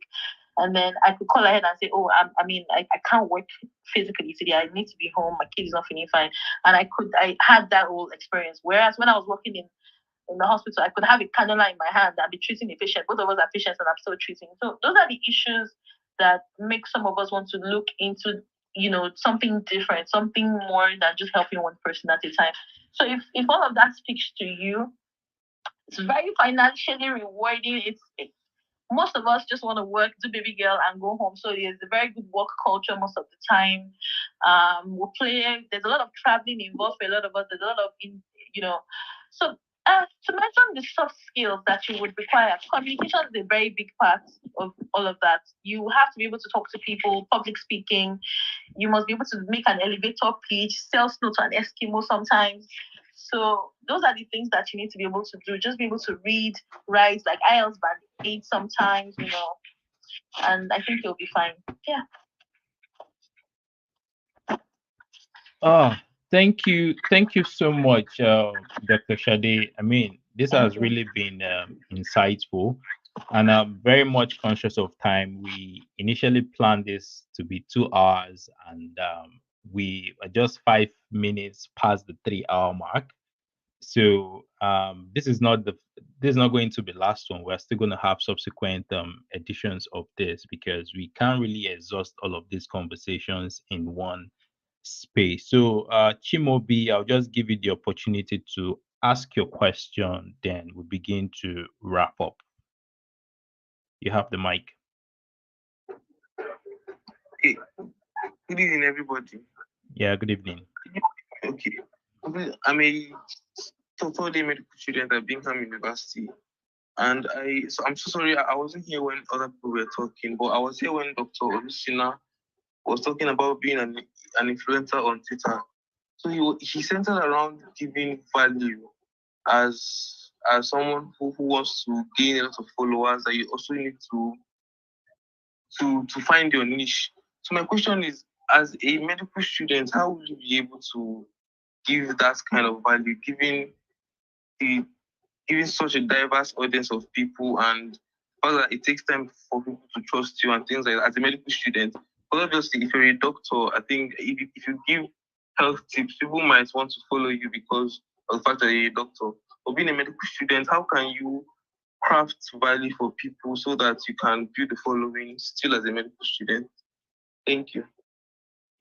All right, Sheena, that's for you to tackle quickly, maybe in 1 minute. Just help him out. All right, mic check. Am I very audible? Yeah, loud and clear. Okay, all right. Thank you very much for the question. So, just a second, I'll try to answer that. Yes, this is usually a complaint a lot of medical students have. And how do people get to trust me? Yes, I understand that part is there. But the thing is, don't forget the health space is a big space. Just like I mentioned earlier, that you are putting out content that you're very sure of. And one thing is, who says a medical student cannot, put out healthy tips? Now, for example, imagine you've gone to lectures, and maybe today in surgery lecture you did something about breast cancer. October is a month of breast cancer awareness, and you make a video or a content around breast cancer. That does not stop anyone from sharing. Because obviously the scope of maybe the conversations you can hold and on maybe the answers and all of that might be limited because you've not maybe started practicing or you don't know the answer to some.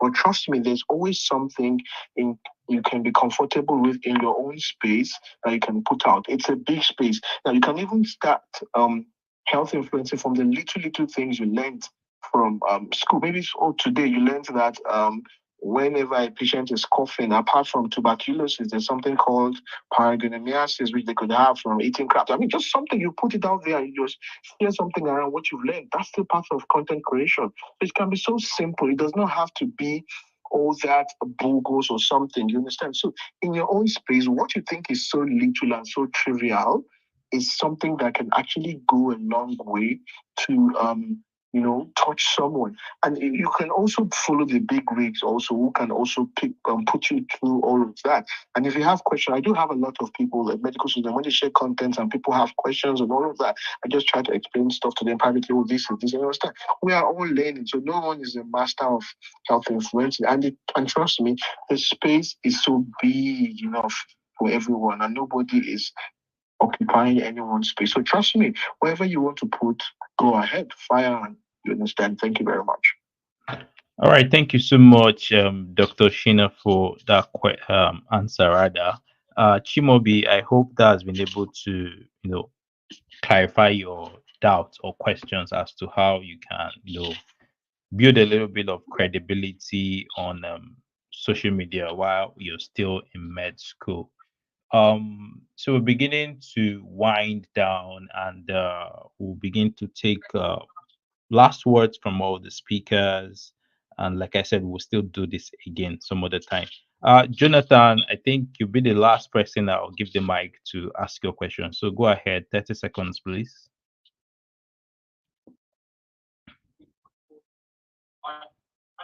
Hello, Jonathan. Jonathan Wisdom.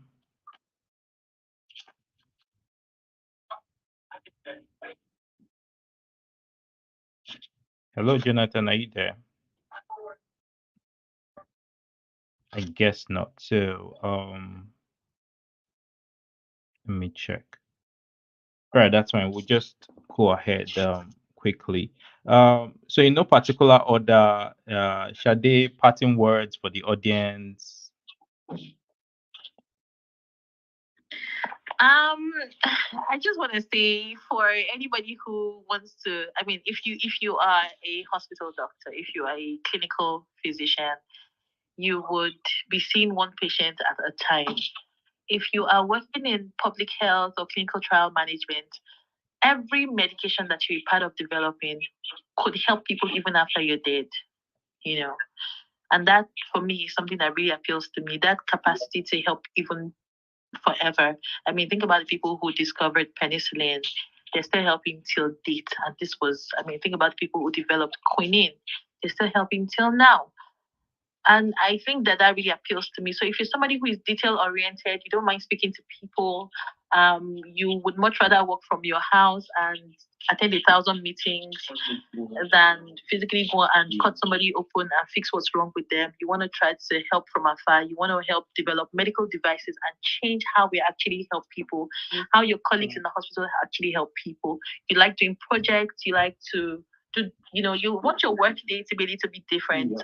You don't want to do the same thing every single day. Then maybe this is something that you want to look into. And I like it. I enjoy it. And especially if you're female, for example,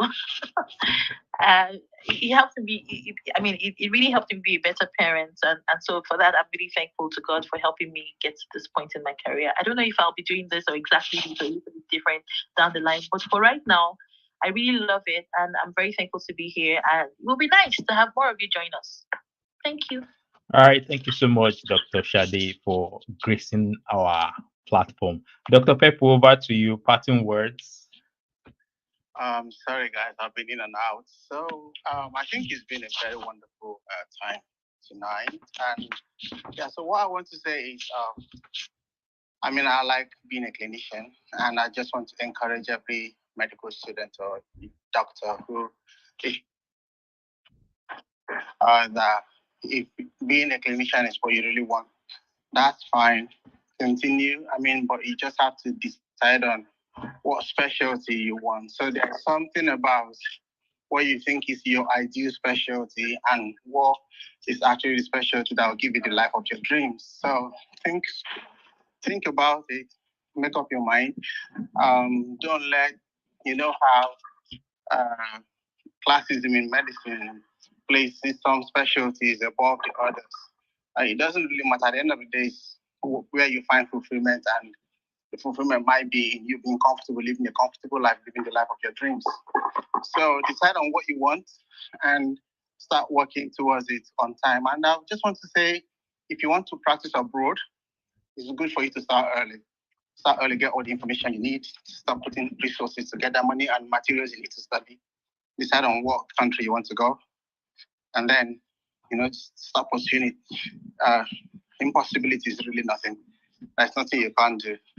Even from medical school, you can start preparing and getting your mind prepared. And to be honest, there's a beautiful life out here. You might just be going through stress in medical school. It's nothing compared to. I would say the doctors are not paid that much, but it's better. It's better than where you are if you really want to practice, especially abroad. And for people who want to go into alternative careers as well abroad, especially in the UK, what our advice is, you might not agree with me, but somehow try and get your GM's registration. It's just a lifeline. Try and do your PLAB exams. Or you want to go through the membership of Royal College, do that as well. Just get that license and just keep on the side. You might need it one day. And there are some roles as well that you need to have a GM's registration before you can apply for them. So it's not a waste. You might be paying in your ass to practice and do all of that. But if you can, it's not compulsory, but it's just to open your options, And yeah, I just want to tell you that it's fun. It's fun out here. It might not be, there are countries that pay you more, but it depends on also how you work. Personally, I'm living the life of my dreams, to be honest. Comfortable, working smart, doing things I love to do. And yeah, you can actually do that and even achieve more. So just get your hands dirty and start working and dreaming and believing. Yeah, thank you. Good night. All right, thank you, Pepper, so much. I'm coming to your DM so that you share small money for me. Shino, over to you. Parting words for the audience. All right. Quick mic check. Am I audible? Loud and clear. Okay. So thank you for the organizers of this space. I think it was very insightful. I really learned from a lot of people. And for those that are in medical school, what I would say is, well, try and enjoy medical school. I would like to say medical school is a bit stressful, but there are healthy ways of coping with stress. Don't bottle all of your emotions out there. Talk out, speak out when you need help, reach out. You understand? Don't let it,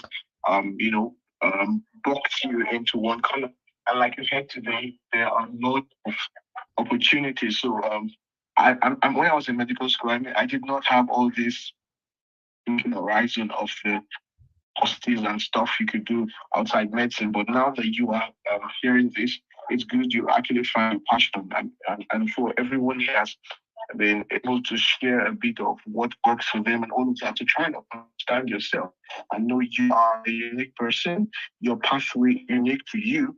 Don't let people is people's experience, people's successes or determine you or make you them. Your story is different. Find your story, find your path, and do what you like to do.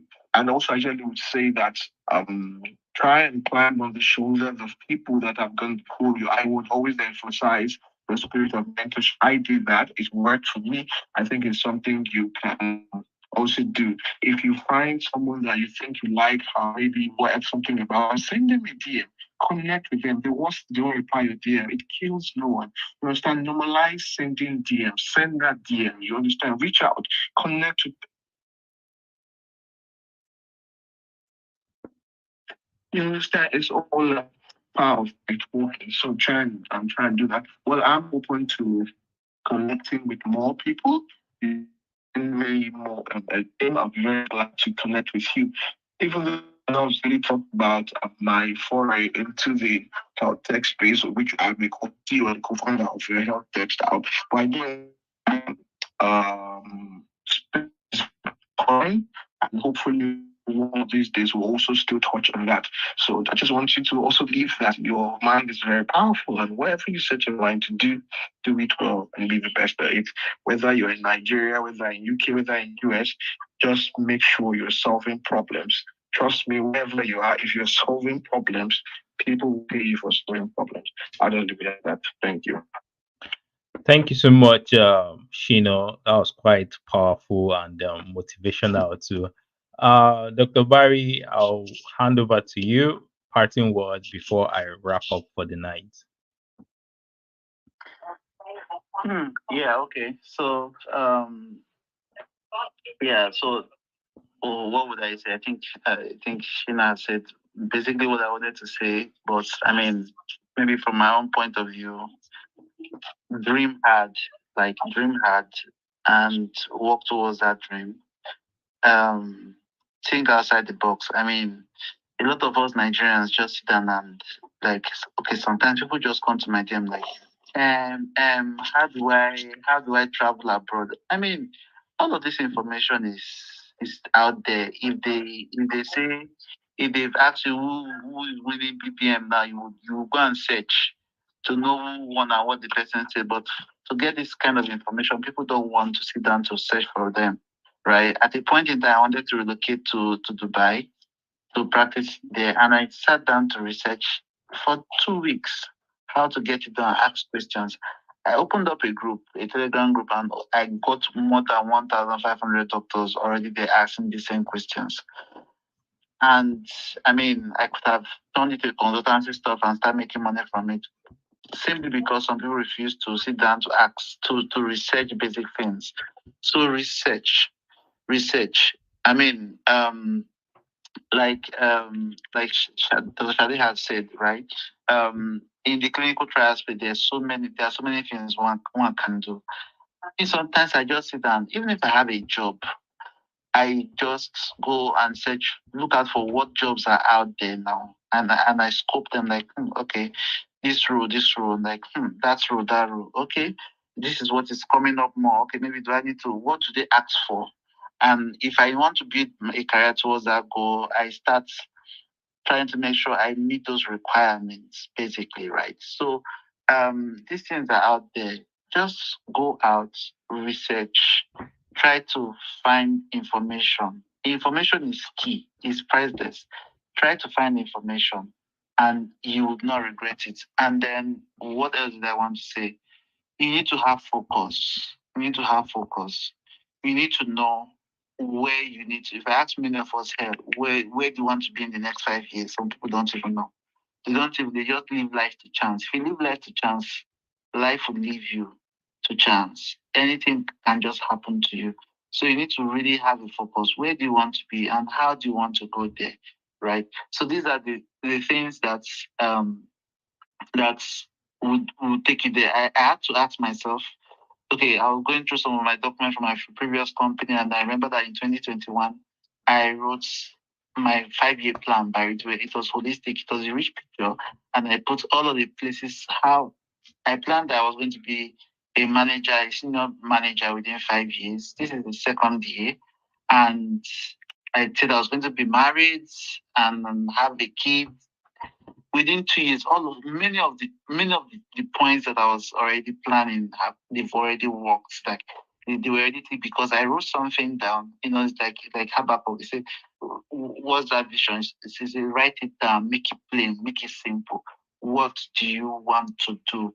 Where do you want to be?" If you check my feed, you will see that in my final year, when I was writing my yearbook, I've already put there that in 10 years I'm going to get an MBA. Final year med school, and exactly 10 years later, I finished my MBA. I wrote it down. When you write it down, you speak.